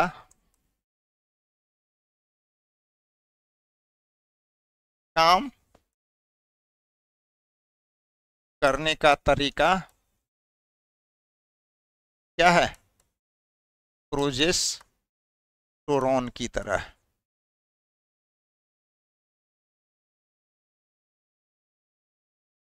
ठीक समझ गए, चलिए। Select the correct statement regarding subcutaneous implantation of synthetic progesterone, कह रहा है इसके बारे में। इट इज कंट्रासेप्शन टेक्निक, सही बात है। It act by blocking ovulation and prevents sperm transport, ठीक, ये भी है। 6 मैच स्टिक, ये भी है, सही है। अंडर द स्किन, ठीक ना, यानी क्या है, सबका सब क्या यहाँ पर सही है। सर्जिकल मेथड की अब हम लोग बात करेंगे। सर्जिकल मेथड क्या है, देखिए सर्जिकल मेथड काफी गांव घर में ये पॉपुलर मेथड है, जिसे कहा जाता है क्या, कि नसबंदी। पुरुष में भी नसबंदी होता है, महिला नसबंदी होता है, इसे हम लोग क्या कहते हैं, नसबंदी भी जिसे कहते हैं, सर्जिकल मेथड, ठीक ना। या इसे हम लोग क्या कहते हैं, शल चिकित्सा विधि कहते हैं, शल चिकित्सा विधि भी कहते हैं इसे। इसमें एक्चुअली सर्जरी किया जाता है, ठीक ना। जैसे क्या किया जाता है, देखिए जो पुरुष है, ठीक ना, ये महिला में फेलोपियन, देखिए ट्यूबेक्टोमी, ट्यूब की बात है, ट्यूबेक्टोमी ट्यूब, ठीक ना। तो महिला में जो ये फेलोपियन ट्यूब है ना, ये जो आपका फेलोपियन ट्यूब है, ये जो आपका फेलोपियन ट्यूब है, इसको क्या किया जाता है, काट करके और बांध दिया जाता है। पुरुष में क्या होता है, भास डिफरेंस जो होता है, भास डिफरेंस को काट करके बांध दिया जाता है। यहाँ देखिए ये भास डिफरेंस है, वेसेक्टोमी, भास डिफरेंस, वेसेक्टोमी, भास डिफरेंस। एपिडाइडमिस के बाद क्या है, एपिडाइडमिस है, उससे स्पर्म लेकर के जा रहा है क्या आपका भास डिफरेंस, इसी को काट दिया जाता है। आइए हम लोग देखते हैं कि इसमें होता क्या है, आखिर इसका सर्जिकल मेथड का मेन बेसिस क्या है, ठीक ना। इसका मेन बेस, इसको कहते हैं टर्मिनल, इसको हम लोग टर्मिनल मेथड भी कहते हैं। ये टर्मिनल मेथड है कब, क्यों कहते हैं टर्मिनल मेथड, यानी जब और बच्चे नहीं चाहिए, ठीक ना, जब और बच्चे नहीं चाहिए तब क्या है, इसका सहारा लिया जाता है। जब और बच्चे नहीं चाहिए, ये क्या है, एक टर्मिनल मेथड है। दूसरा बात क्या है, ये काफी इफेक्टिव देखा गया। और सबसे बड़ा बात क्या है ना, इसका मोड क्या काम करता है। देखिए मोड क्या काम करता है, गैमीट और स्पर्म का जो ट्रांसफर है ना उसी को रोक दिया जाता है, ठीक ना। और ये क्या है, काफी आपका क्या है, इफेक्टिव है, प्रभावी है। लेकिन सबसे इसका एक डिमेरिट क्या है ना, ये लेस रिवर्सिबल होता है, यानी नगण्य अपरिवर्तनीय। ये क्या है, मान लिया आप ऑपरेशन करा लिए, जाइएगा 2 साल के बाद डॉक्टर को कहिएगा डॉक्टर साहब हमको एक और बच्चा चाहिए। अब क्या करेगा डॉक्टर, कहेगा भाई हम प्रयास करेंगे, वो आपका फैलोपियन ट्यूब को खोल करके फिर से खोलने की कोशिश करेगा, वास डिफरेंस को खोलने की कोशिश करेगा, लेकिन क्या है चांसेस न के बराबर होता है, ठीक ना। ये काफी क्या है, लेस रिवर्सिबल है, कम इसकी प्रतिवर्तीता देखी गई है। और सबसे बड़ा बात क्या है, इसमें जो मैकेनिज्म है, जो इसका सिद्धांत है, जो इसका मैकेनिज्म है, जो इसका सिद्धांत है, वो सिद्धांत क्या है, इट चेक ट्रांसफर ऑफ क्या, एग एंड स्पर्म। यह शुक्राणु व अंडाणु के क्या है, प्रवाह को रोकता है, प्रवाह को रोकता है। कैसे रोकता है, आइए हम लोग देखते हैं बारी बारी से। ट्यूबेक्टोमी क्या है, फैलोपियन ट्यूब को क्या किया गया, काट दिया गया, और फैलोपियन ट्यूब को काट करके और उसके बाद क्या किया गया, बांध दिया जाता है, ठीक ना। तो इसमें देखिए होता क्या है और क्या इसमें होता है, क्या चेंजेज आ सकता है, क्या चेंजेज नहीं आ सकता। अब देखिए यहां पर क्या है, एग तो बना, ओव्यूलेशन हुआ, एग बना, एग बन करके यहाँ गया और यहाँ पर इसका रास्ता क्या है, बंद है। अब एग बनेगा तो फिर क्या इसका सेक्सुअल डिजायरनेस आएगा, मेंस्ट्रुअल साइकिल होगा, कोई इसमें पेट में थोड़ा सा चीरा लगा करके और फिर क्या जाता है, फैलोपियन ट्यूब को काट करके बांध दिया जाता है। इसमें याद रखिएगा क्या क्या होगा, इसमें ओव्यूलेशन की घटनाएं होगी, ओव्यूलेशन यानी अंडोत्सर्ग क्या होगा, प्रेजेंट है। दूसरा बात क्या है, इसमें मेंस्ट्रुअल साइकिल भी क्या है, मासिक धर्म होगा। उसके बाद क्या है, इसमें सबसे बड़ी बात क्या है, जो सेक्सुअल डिजायरनेस है ना, जो यौन सुख है, उसमें किसी तरह की बाधा नहीं होगी। नो इंटरफेयर इन सेक्सुअल डिजायरनेस, यानी यौन सुख में क्या है,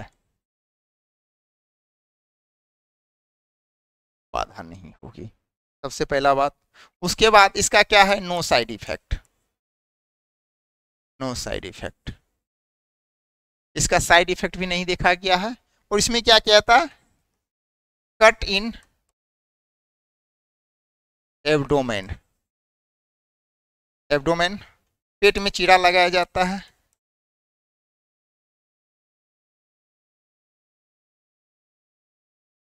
पेट में चीरा लगाया जाता है और लगा करके और फिर क्या होता है, cut fallopian tube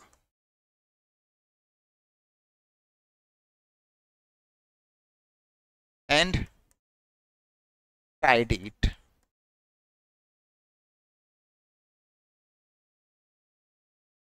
fallopian tube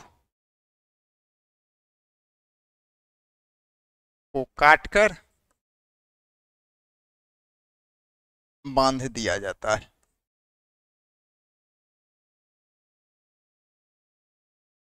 question हम थोड़ा कम करवा रहे हैं, क्वेश्चन काफी ज्यादा करवाएंगे, ठीक ना। हर स्टेप पर, हर टॉपिक में समझिए एक क्लास में मिनिमम 30-40 क्वेश्चन करवा देते हैं, ठीक ना। तो जो भी आपका प्रीवियस है, जो भी मॉडल क्वेश्चन है करवा देंगे। इतना जरूरी है, चाहे वो नीट का एग्जाम हो, चाहे वो आईएससी का एग्जाम हो, सीबीएसई का हो, बिहार बोर्ड का बच्चा हो, आईसीएसई का बच्चा हो, किसी भी बोर्ड का हो, कोई भी आपके 12 लेवल तक का कोई भी एग्जाम है, वादा करते हैं, चैलेंज करते हैं, एक क्वेश्चन नहीं छूटेगा, बशर्ते है मन से आप अगर पढ़ ले, ठीक ना।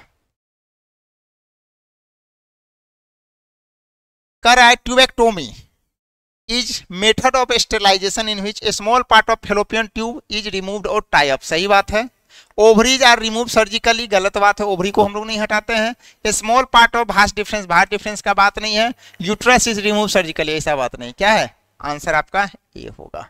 ये all India pre medical test में पूछा गया है। वैसेक्टोमी की हम लोग बात करते हैं कि वैसेक्टोमी है क्या, ठीक ना। वैसेक्टोमी क्या है, भास डिफरेंस को हम लोग क्या करते हैं, भास डिफरेंस, ये भास डिफरेंस है, यहाँ एपिडाइडमिस है, यहाँ से क्या है स्पर्म आपका बना, ठीक ना, टेस्टिस में, और स्पर्म यहाँ जा रहा है, रास्ते में हम लोग क्या कर रहे हैं, काट दिए, स्पर्म को आगे ट्रांसफर ही नहीं होने, यानी चेक द ट्रांसफर ऑफ क्या है स्पर्म, ठीक ना। और ताकि कि अब क्या है यहाँ पर जो स्पर्म तो नहीं गया, लेकिन क्या है जब सेक्सुअल इंटरकोर्स होगा तो यहाँ से प्रोस्टेट वगैरह बल्बो यूरेथ्रल का क्या है, ये सब बल्बो यूरेथ्रल, इस सब का जो लिक्विड है, फ्लूइड है, वो क्या होगा स्पर्म के द्वारा आपका सीमेन में रहेगा, यानी सीमेन होगा। सीमेन विदाउट स्पर्म रहता है इसमें, ठीक ना। ये होता है क्या, सीमेन विदाउट स्पर्म। इसमें पहला नंबर ये क्या है, इन मेल, पुरुष में होता है, ठीक ना। Cut Bhasa difference and tied up,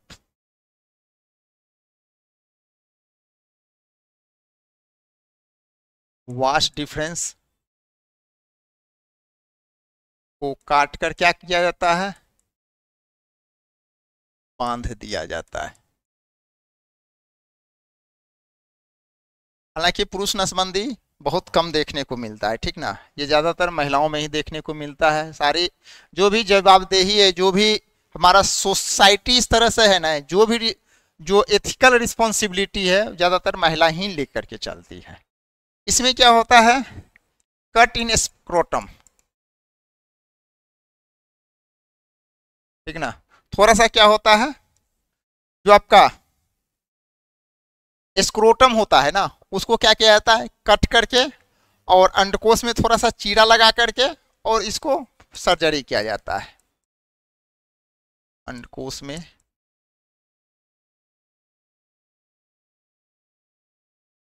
चीरा लगाकर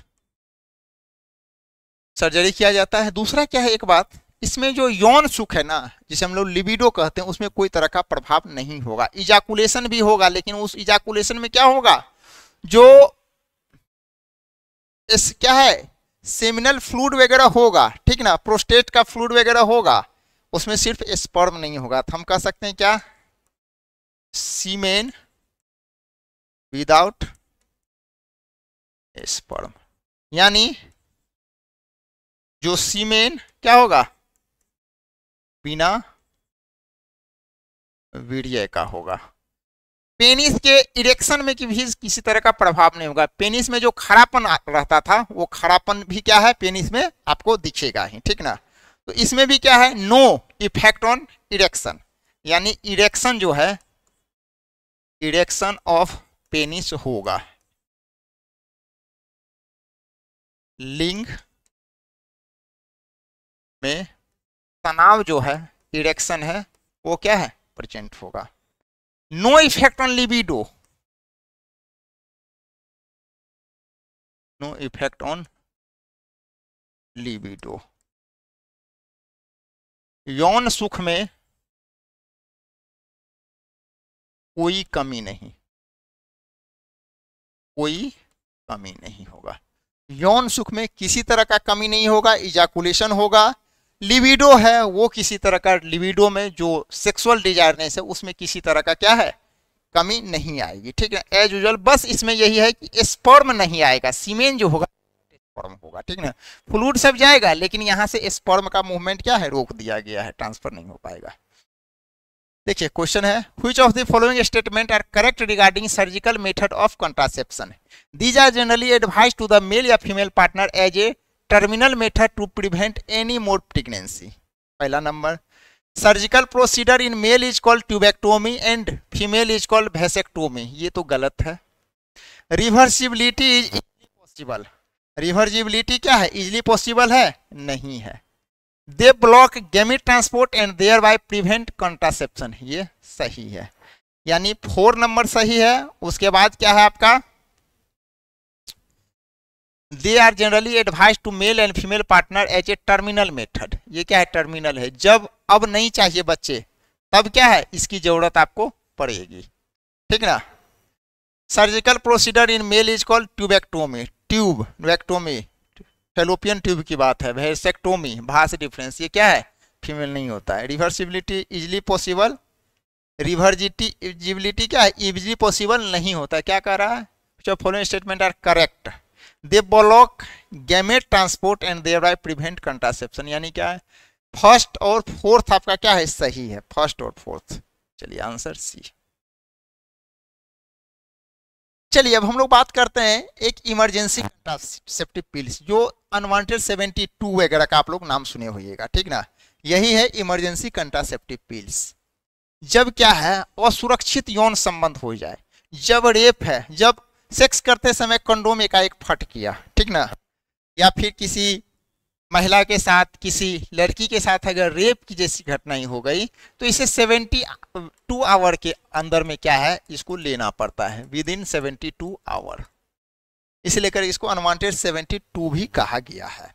इसका कंडीशन क्या है, इसका कंडीशन क्या है, किस परिस्थिति में इसको लेना चाहिए, इसकी स्थिति क्या है, इसकी स्थिति क्या है, जब क्या है, टॉर्न कंडोम,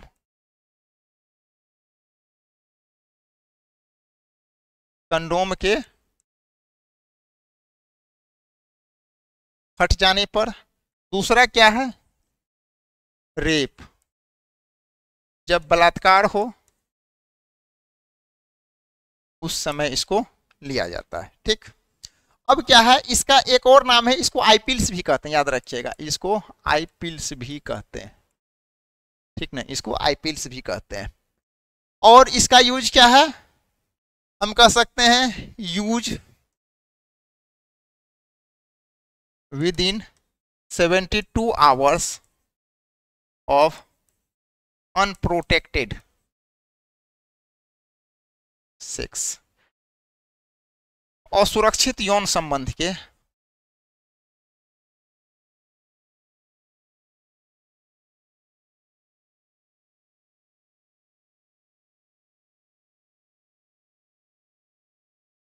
72 घंटे के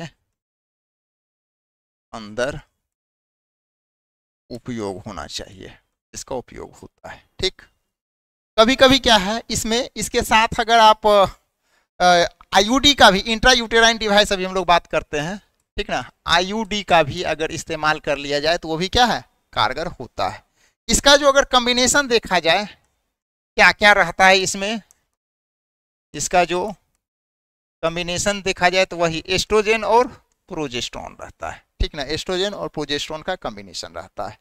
तो ये है कि आपका अनवांटेड 72 वगैरह इसका एग्जाम्पल है, जो अनवांटेड 72, अनवांटेड यानी नहीं चाहना है, तब इसका इस्तेमाल करना है, कब, 72 आवर के अंदर, वो भी क्या है, जब कंडोम फट गया, इस सब की स्थिति में। Emergency contraceptive could be use to avoid possible pregnancy due to, क्या है, casual unprotected intercourse, rape, MTP, ये दोनों है, तो यानी क्या आंसर ए और बी, एमटीपी में नहीं।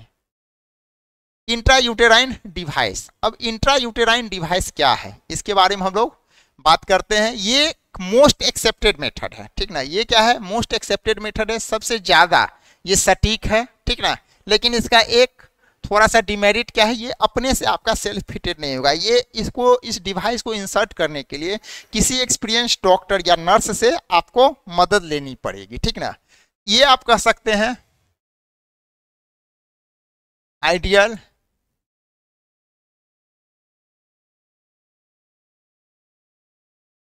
आइडियल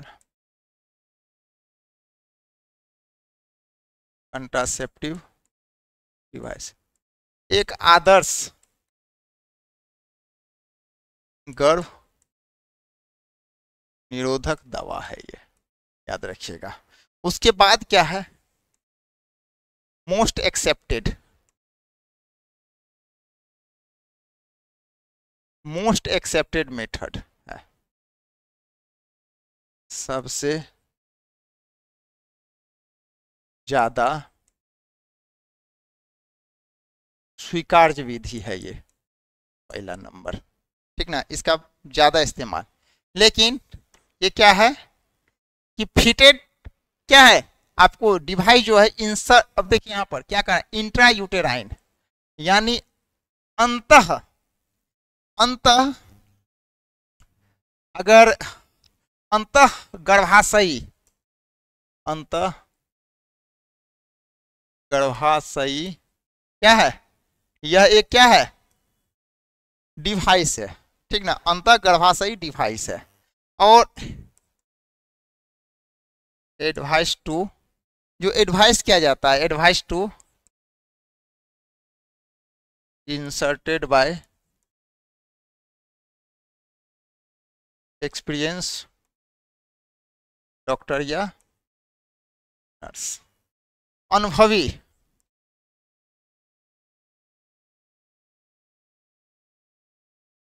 डॉक्टर या नर्स के द्वारा लगवाना पड़ता है, ठीक ना। इसका एक डिमेरिट यही है, ठीक ना, इस उपकरण को, अंतर्गर्भाशयी उपकरण को जो है क्या है, किसी ट्रेंड, वो भी क्या है, ट्रेंड, जो एक्सपीरियंस डॉक्टर या नर्स से लगाना है, ठीक ना, ये नहीं कि झोला छाप डॉक्टर के पास जाए और लगवा ले। Which of the following is most widely accepted method of contraception in India at present? कौन है, इंट्रायूटेराइन डिवाइस। चलिए अब इंट्रायूटेराइन डिवाइस के कुछ प्रकार है, एक नॉन मेडिकेटेड होता है जो गैर औषधीय है, एक कॉपर रिलीजिंग होता है, एक क्या है, हार्मोन रिलीजिंग है, ठीक। हम लोग बारी बारी से इसके बारे में हम लोग चर्चा करेंगे कि नॉन मेडिकेटेड क्या होता है, ठीक ना, मेडिकेटेड क्या होता है, सॉरी कॉपर रिलीजिंग क्या होता है, और हार्मोनल रिलीजिंग। नॉन मेडिकेटेड यानी क्या, गैर औषधीय, किसी तरह का इसमें मेडिसिन नहीं है, किसी तरह का हार्मोन नहीं है, ठीक है। ये एक होता है क्या, एक प्लास्टिक पीस होता है, याद रखिएगा, एक प्लास्टिक का एक पीस होता है, एक प्लास्टिक का एक टुकड़ा होता है, जिसको क्या किया जाता है, बॉडी में लगाया जाता है। इसका एक एग्जाम्पल है लिपेज लूप्स, लूप, देखिए लूप, अभी हम लोग यहाँ पर देखिए, यहाँ ये लूप है, ठीक ना, ये क्या है, कॉपर टी शेप्ड का बना होता है, कॉपर का होता है, इसीलिए इसका क्या नाम है, कॉपर टी है। और ये प्रोजेस्टासर्ट है जो हार्मोनल मेथड का है। देखिए ये क्या होता है, इसका जो काम करने का जो मैकेनिज्म है, ये जो है फेगोसिटिस ऑफ स्पर्म होता है। कैसे, फेगोसिटिक और स्पर्म, ये क्या करता है, शुक्राणु का क्या करता है, भक्षण करता है, तेज कर देता है। देखिए जैसे इसको बॉडी में फिट करते हैं, तुरंत बॉडी को लगता है कि भाई बाहर से क्या आ गया। जैसे क्या होता है, हमारा WBC क्या करता है, हमारा WBC जिस तरह से बैक्टीरिया वायरस आता है, क्या करता है, अटैक करके तुरंत उस पर क्या करता है, उसको खत्म कर देता है, उसको खा जाता है। उसी तरह जैसे ही इसको बॉडी में इंसर्ट किया जाता है यूट्रस में, इंट्रा यूटेराइन डिवाइस है, यूट्रस के अंतः क्या है, यूट्रस के अंदर, ठीक ना, इसको हम लोग लगाते हैं। अब क्या है, अंतर्गर्भाशयी उपकरण में जो हम यूज करते हैं, तो तुरंत बॉडी को लगता है कि भाई यूट्रस में क्या आ गया, जाकर के वहां अटैक करना शुरू करता है, हमारा इम्यून सिस्टम एक्टिव हो जाता है, और स्पर्म जो वहां जाता है तो स्पर्म को क्या करता है, खा के खत्म कर देता है। ये क्या है, दूसरा कॉपर टी, इसका एग्जाम्पल क्या है आपका, कॉपर टी हो गया, कॉपर 7 हो गया, मल्टी लोड, इसमें एक मल्टीलोड 375 आता है, ये सब एग्जाम्पल। देखिए ये होता है क्या, ये स्पर्म के लिए टॉक्सिक होता है, और स्पर्म का जो गतिशीलता है ना, उसको क्या करता है, कम कर देता है, ठीक। सबसे दिक्कत यही होता है इसमें। टॉक्सिक और स्पर्म। शुक्राणु के लिए क्या होता है, ये विषाक्त है, विषाक्त है। दूसरा क्या है, स्पर्म मोर्टेलिटी को क्या करेगा, लो कर देता है।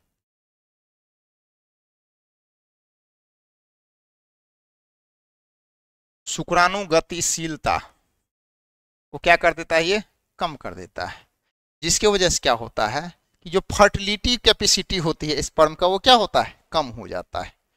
लो फर्टिलिटी कैपेसिटी ऑफ स्पर्म।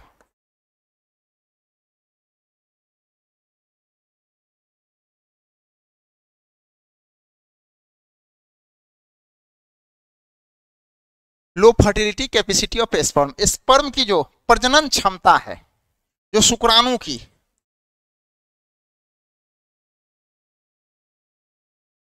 शुक्राणु की जो प्रजनन क्षमता है वो क्या हो जाता है, कम हो जाता है। ठीक ना। कुछ हार्मोन रिलीजिंग में एक एग्जांपल है आपका LNG-20,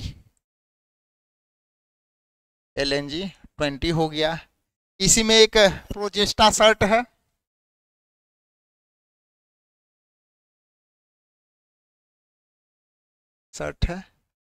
ये सब प्रोजेस्टा सर्ट, ये सब LNG-20, ये सब क्या करता है, वही सर्विकल जो होता है, जो गर्भाशय की जो ग्रीवा है उसको क्या करता है, मोटा कर देता है। यूट्रस को क्या करता है, होस्टाइल कर देता है, यूट्रस को क्या करता है, होस्टाइल कर देता है, थिक सर्विक्स कर देता है,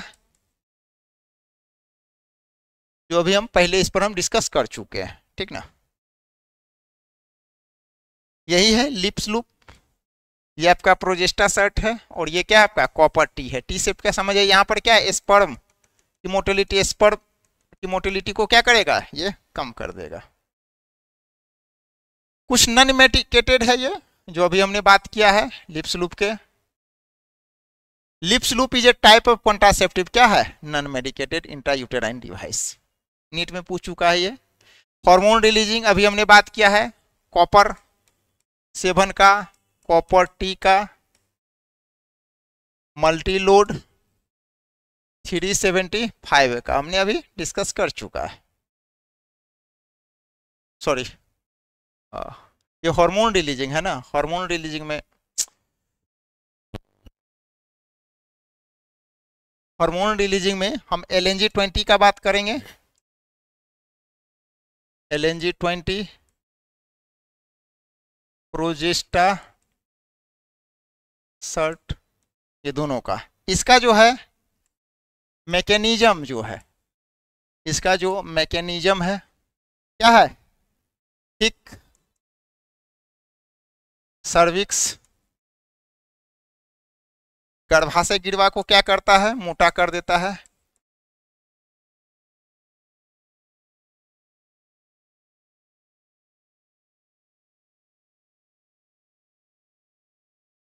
गर्भाशय गिरवा को मोटा कर देगा तो क्या होगा, स्पर्म की एंट्री ही नहीं हो पाएगी। दूसरा बात क्या है, यह होस्टाइल द इन्वायरमेंट ऑफ क्या, यूट्रस, यानी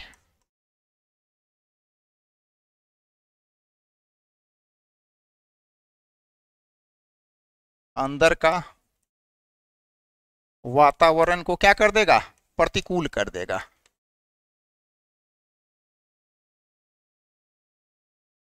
प्रतिकूल कर देता है। चलिए, कॉपर का भी हमने डिस्कस कर दिया, कॉपर टी, कॉपर 7। ठीक कर रहा है। इस कॉपर टी से काफी ज्यादा क्वेश्चन बिहार बोर्ड के +2 के एग्जाम में पूछा गया है। चलिए देखते हैं, 2020 में भी पूछ चुका है। The function of copper T to prevent क्या, फर्टिलाइजेशन को रोकता है। The main reason for making copper T most effective and popular intrauterine device in female, क्यों, क्या है ये, स्पर्म मोटिलिटी को क्या करता है, कम करता है। Increase phagocytosis of spermatozoa due to release of copper ion, reduction of fertilization ability of sperm, ये मोटिलिटी को क्या करता है, कम कर देता है। The main reason for making copper T most effective, reduction in motility of phagocytosis नहीं करता है, रिडक्शन को क्या करता है, मोटिलिटी को कम कर देता है। कॉपर टी प्रिवेंट्स क्या, निषेचन को रोकता है। क्या है? जो स्पर्म है, स्पर्म के मूवमेंट को ही क्या करेगा, कम कर देगा, एक के पास पहुंचने ही नहीं देगा। What is the function of copper T, क्या, stop fertilisation. The function of copper ions in copper releasing intrauterine device क्या, they suppress sperm motility and fertilising capacity of sperm. NEET में पूछ चुका है ये।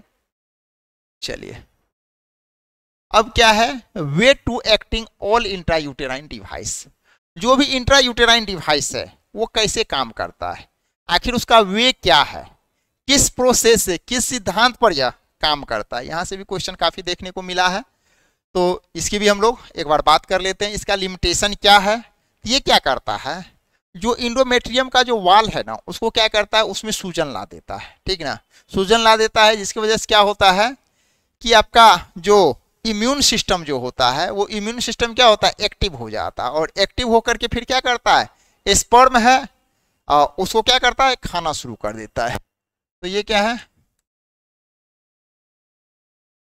इन्फ्लामेशन ऑफ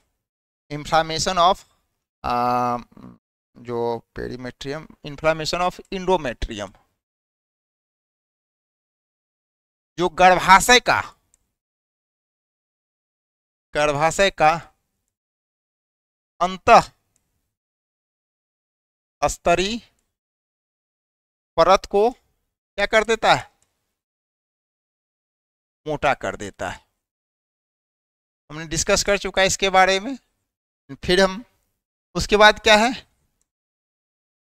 एक्टिवेट कर देता है क्या, इम्यून सिस्टम को, लग जाता है बॉडी को क्या भाई, कौन सा चीज बाहर का आ गया बॉडी में, ठीक ना, और इम्यून सिस्टम क्या करता है, उस पर अटैक करना शुरू कर देता है। प्रतिरक्षा तंत्र को क्या करता है, यह सक्रिय कर देता है, सक्रिय कर देता है। और फिर क्या करता है, इट स्पर्म, फिर क्या करता है, यह शुक्राणु का भक्षण कर देता है, भक्षण कर देता है, ठीक ना, इस मैकेनिज्म पर ही काम करता है।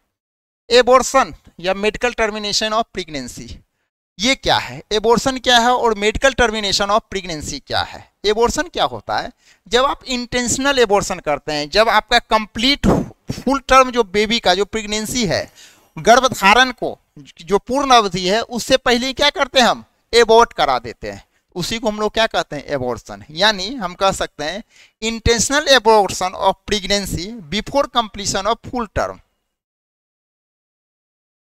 Intentional abortion of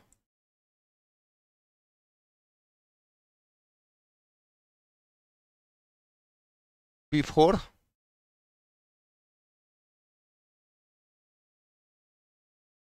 completion of क्या,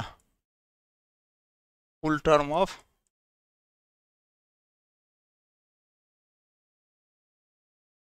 यानी गर्भधारण के पूर्ण काल से पहले ही जानबूझकर किया गया क्या, यह गर्भपात है, ठीक ना, इसी को हम लोग क्या कहते हैं, इंटेंशनल एबॉर्शन है, इसी को हम लोग कहते हैं मेडिकल टर्मिनेशन ऑफ प्रेगनेंसी, यानी गर्भावस्था का चिकित्सीय समापन। अमेरिका में काफी 2022 में बवाल हुआ, वहां पर बैन लगाया गया था, लेकिन फिर क्या है, ये एक राइट होनी चाहिए, फीमेल को एक राइट होनी चाहिए, भाई आपका बॉडी है, आपका मन है प्रेगनेंसी रखना है, नहीं मन है प्रेगनेंसी रखना है, तो ये क्या है, इसको लीगलाइज किया गया हमारे देश में। हमारे देश में क्या है, भारत में क्या है, यह लीगलाइज है, लीगलाइज इन इंडिया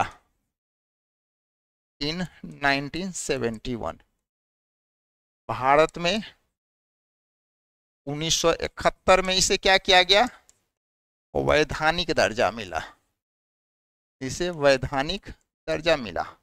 और सबसे बड़ा बात क्या है, यह सेफ होता है अगर फर्स्ट ट्राइमेस्टर यानी सेफ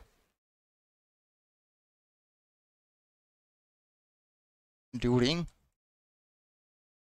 फर्स्ट ट्राइमेस्टर, प्रथम त्रैमासिक क्या है, यह सुरक्षित है। अगर 12 सप्ताह तक अगर है तो यह क्या है, सुरक्षित है। और यह क्या एक तरह से कंट्रासेप्टिव मेथड नहीं, याद रखिएगा। और इसके लेकर के क्या है, अगर उससे पहले है, अगर 12 सप्ताह से पहले का है तो फिर क्या है, एक मेडिकल प्रैक्टिशनर के कंसल्ट से हम लोग इसको क्या कर सकते हैं, टर्मिनेट कर सकते हैं। अगर बिफोर 12 वीक, 12 सप्ताह से पहले है, अगर पहले है तो कंसर्न लीजिए, सहमति आप अगर ले लीजिए एक मेडिकल प्रैक्टिशनर का,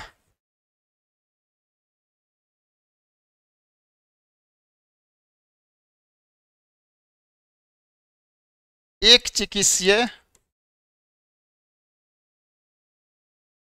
सहमति अगर है, एक डॉक्टर अगर बोल दिया ठीक है भाई आप एबॉर्शन करवा लीजिए, सेफ है, तो एबॉर्शन करवाया जा सकता है, ठीक ना, तब जो है एबॉर्ट आप करवा दीजिए, कोई दिक्कत नहीं है। लेकिन अगर उससे ज्यादा अगर हो गया तब फिर दिक्कत होता है स्वास्थ्य के लिए। भारत में पर ईयर अगर देखा जाए तो करीब पूरे देश में 45 से 50 मिलियन एबॉर्शन होता है, यानी 1/5 हो जाता है, 1/5 प्रेगनेंसी का जो टोटल प्रेगनेंसी है उसका 1/5 होता है। देखिए 2-3 शब्द है, miscarriage, still birth, abortion. Miscarriage होता है क्या, जब 20वां सप्ताह से पहले अचानक अगर गर्भ गिर जाता है तो उसको क्या कहते हैं हम लोग, मिसकैरेज, ठीक। अगर मानिए 20 सप्ताह से लेकर के डिलीवरी से पहले तक अगर गर्भ में ही क्या है, गर्भ में ही क्या है, भ्रूण अगर डेथ कर जाता है तो उसे क्या कहते हैं, स्टिल बर्थ। और दवाई या सर्जरी के जरिए अगर प्रेगनेंसी को हम लोग अगर खत्म कराते हैं तो उसको क्या कहा जाता है, एबॉर्शन।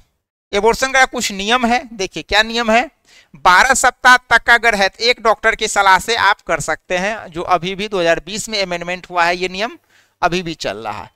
12 से 20 सप्ताह है तो पहले क्या था, 1971 का जो नियम था, और 2020 में देखिए क्या है, पहले 2 डॉक्टर का एडवाइस था, अब 1 डॉक्टर का एडवाइस है। अगर 20 से 24 सप्ताह तक है तो पहले 1971 का एक्ट में कोई नियम नहीं था, अब है कुछ कैटेगरी में 2 डॉक्टर अगर एडवाइस दे दे तब हो सकता है। अगर 24 सप्ताह से ज्यादा है तब क्या है, पहले अनुमति नहीं था, अभी क्या है, अगर मेडिकल बोर्ड का गठन हो जाएगा, ठीक ना, और मेडिकल बोर्ड कह देगा कि बच्चा जच्चा के लिए दोनों के लिए सुरक्षित है, तब हो सकता है। गर्भावस्था के दौरान पहले क्या था, कभी भी, अभी क्या है, एक डॉक्टर अगर गर्भवती महिला को लगेगा कि उसके जीवन बचाया जा सकता है तो गर्भावस्था के दौरान कभी भी जो है ना ये करवाया जा सकता है। और ये क्या है, मेडिकल प्रैक्टिशनर होना चाहिए, अनुभवी डॉक्टर के एडवाइस से होना चाहिए, नहीं कि झोला छाप डॉक्टर से। अब कह रहा है which of the following statement is incorrect regarding the medical termination of pregnancy. Medical termination of pregnancy को लेकर के क्या इसमें स्टेटमेंट क्या कर रहा है, इनकरेक्ट है, incorrect. These help in getting read of unwanted pregnancy, ये अवांछित गर्भधारण से छुटकारा पाने में मदद करता है, ये उन गर्भ को समाप्त करने में मदद करता है जो मां या भ्रूण दोनों के हानिकारक हो सकता है, ये मानव जनसंख्या को कम करने में योगदान करता है, इनमें से कोई नहीं।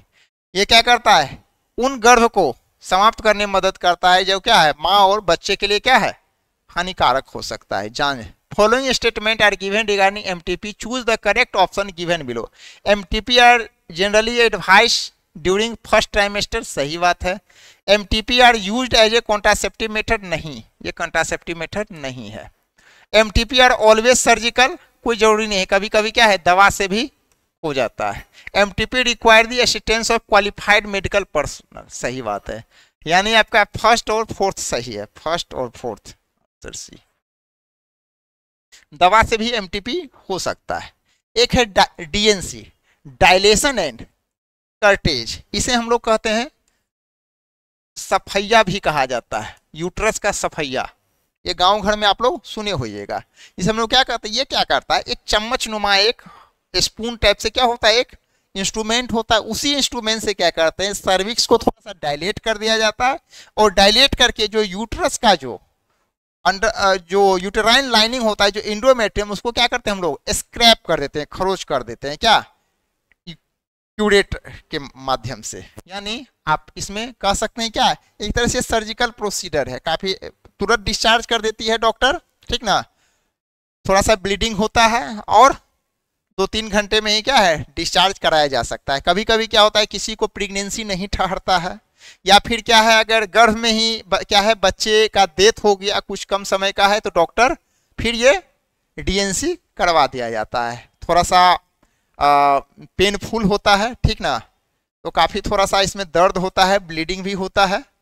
तो आप कह सकते हैं ये क्या है, एक सर्जिकल मेथड है, ठीक ना, सल चिकित्सीय विधि है। उसके बाद क्या जाता है, इसमें सर्विस को डायलेट कर दिया जाता है।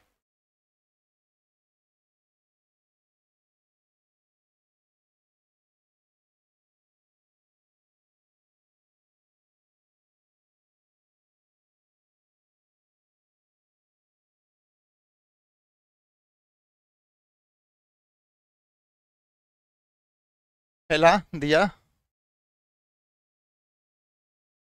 जाता है विद द हेल्प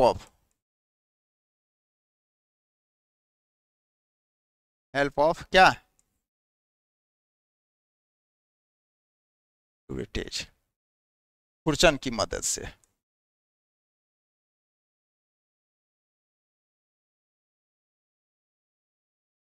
और उसके बाद क्या किया जाता है, स्क्रैप कर दिया जाता है, क्या, स्क्रैप यूटेराइन लाइनिंग ऑफ क्या, इंडोमेट्रियम। यानी तो गर्भाशय में जो एक असामान्य टिश्यू जो होता है, ठीक ना, scrap uterine lining of endometrium of आप कह सकते हैं क्या, एबनॉर्मल टिश्यू, इंडोमेट्रियम, एंड कर दीजिए, एंड रिमूव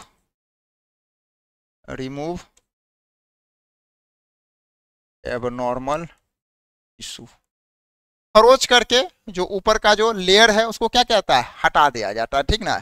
जो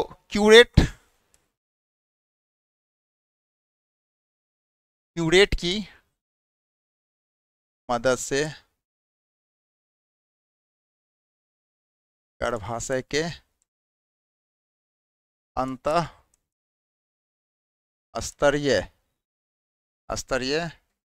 स्तरीय खराब ऊतक को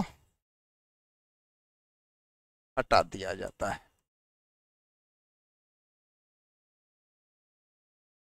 देखिए यही है वो आपका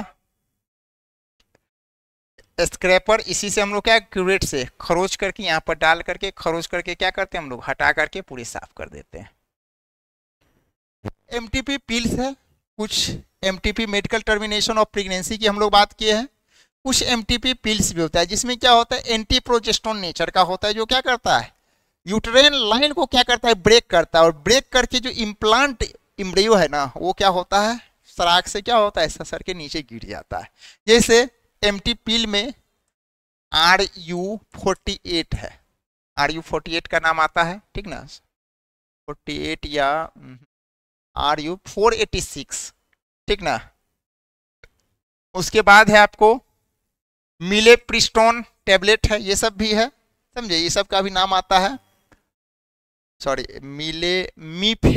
मीफेप्रिस्टोन, या इसमें एग्जांपल हो गया एक आपका मीफेप्रिस्टोन आता है। एक आता है आपका ये मीजोप्रोस्टल, मीजोप्रोस्टल भी आता है। ये सब क्या है आपका एमटीपी, एमटी पिल्स है। ये क्या करता है,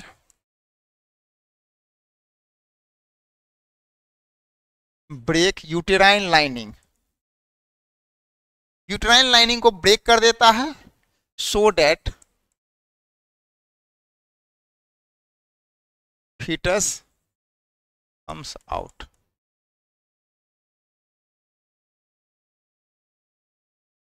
गर्भाशयी दीवार को तोड़ देता है, वह भ्रूण को क्या कर देता है, बाहर कर देता है। ये ठीक, जैसे ये क्या है, ये आपका यूट्रस है, ठीक ना, यहाँ पे इम्प्लांट है इम्ब्रायो। ये क्या करेगा, इस लाइनिंग को क्या करेगा, लूज कर देगा। ये क्या होगा, ये इम्ब्रायो क्या होगा, ससर जाएगा नीचे, और फिर क्या होता है, ये एबॉर्ट हो जाता है। चलिए लास्ट ही है अब। चलिए अब हम लोग नेक्स्ट पढ़ेंगे एसटीडी, सेक्सुअली ट्रांसमिटेड डिजीज के बारे में हम लोग पढ़ेंगे नेक्स्ट क्लास में। ये हमने कंप्लीट एबॉर्शन के बारे में बता दिया, आपको कंट्रासेप्टिव पिल्स के बारे में बता दिया, इंट्रायूटेराइन डिवाइस के बारे में बता दिया, जो सर्जिकल मेथड है उसके बारे में बता दिया। यानी प्रेगनेंसी को रोकना कैसे है, अगर हो गया तो उसे फिर हटाना कैसे है, दोनों प्रक्रिया हमने बताया। अब है अगर अनसेफ सेक्सुअल इंटरकोर्स अगर हम करते हैं तो फिर किस तरह का समस्याएं आएगा, किस तरह का सेक्सुअली ट्रांसमिटेड डिजीज होगा, इसके बारे में हम लोग चर्चा करते हैं नेक्स्ट क्लास में। चलिए थैंक यू, बहुत बहुत धन्यवाद।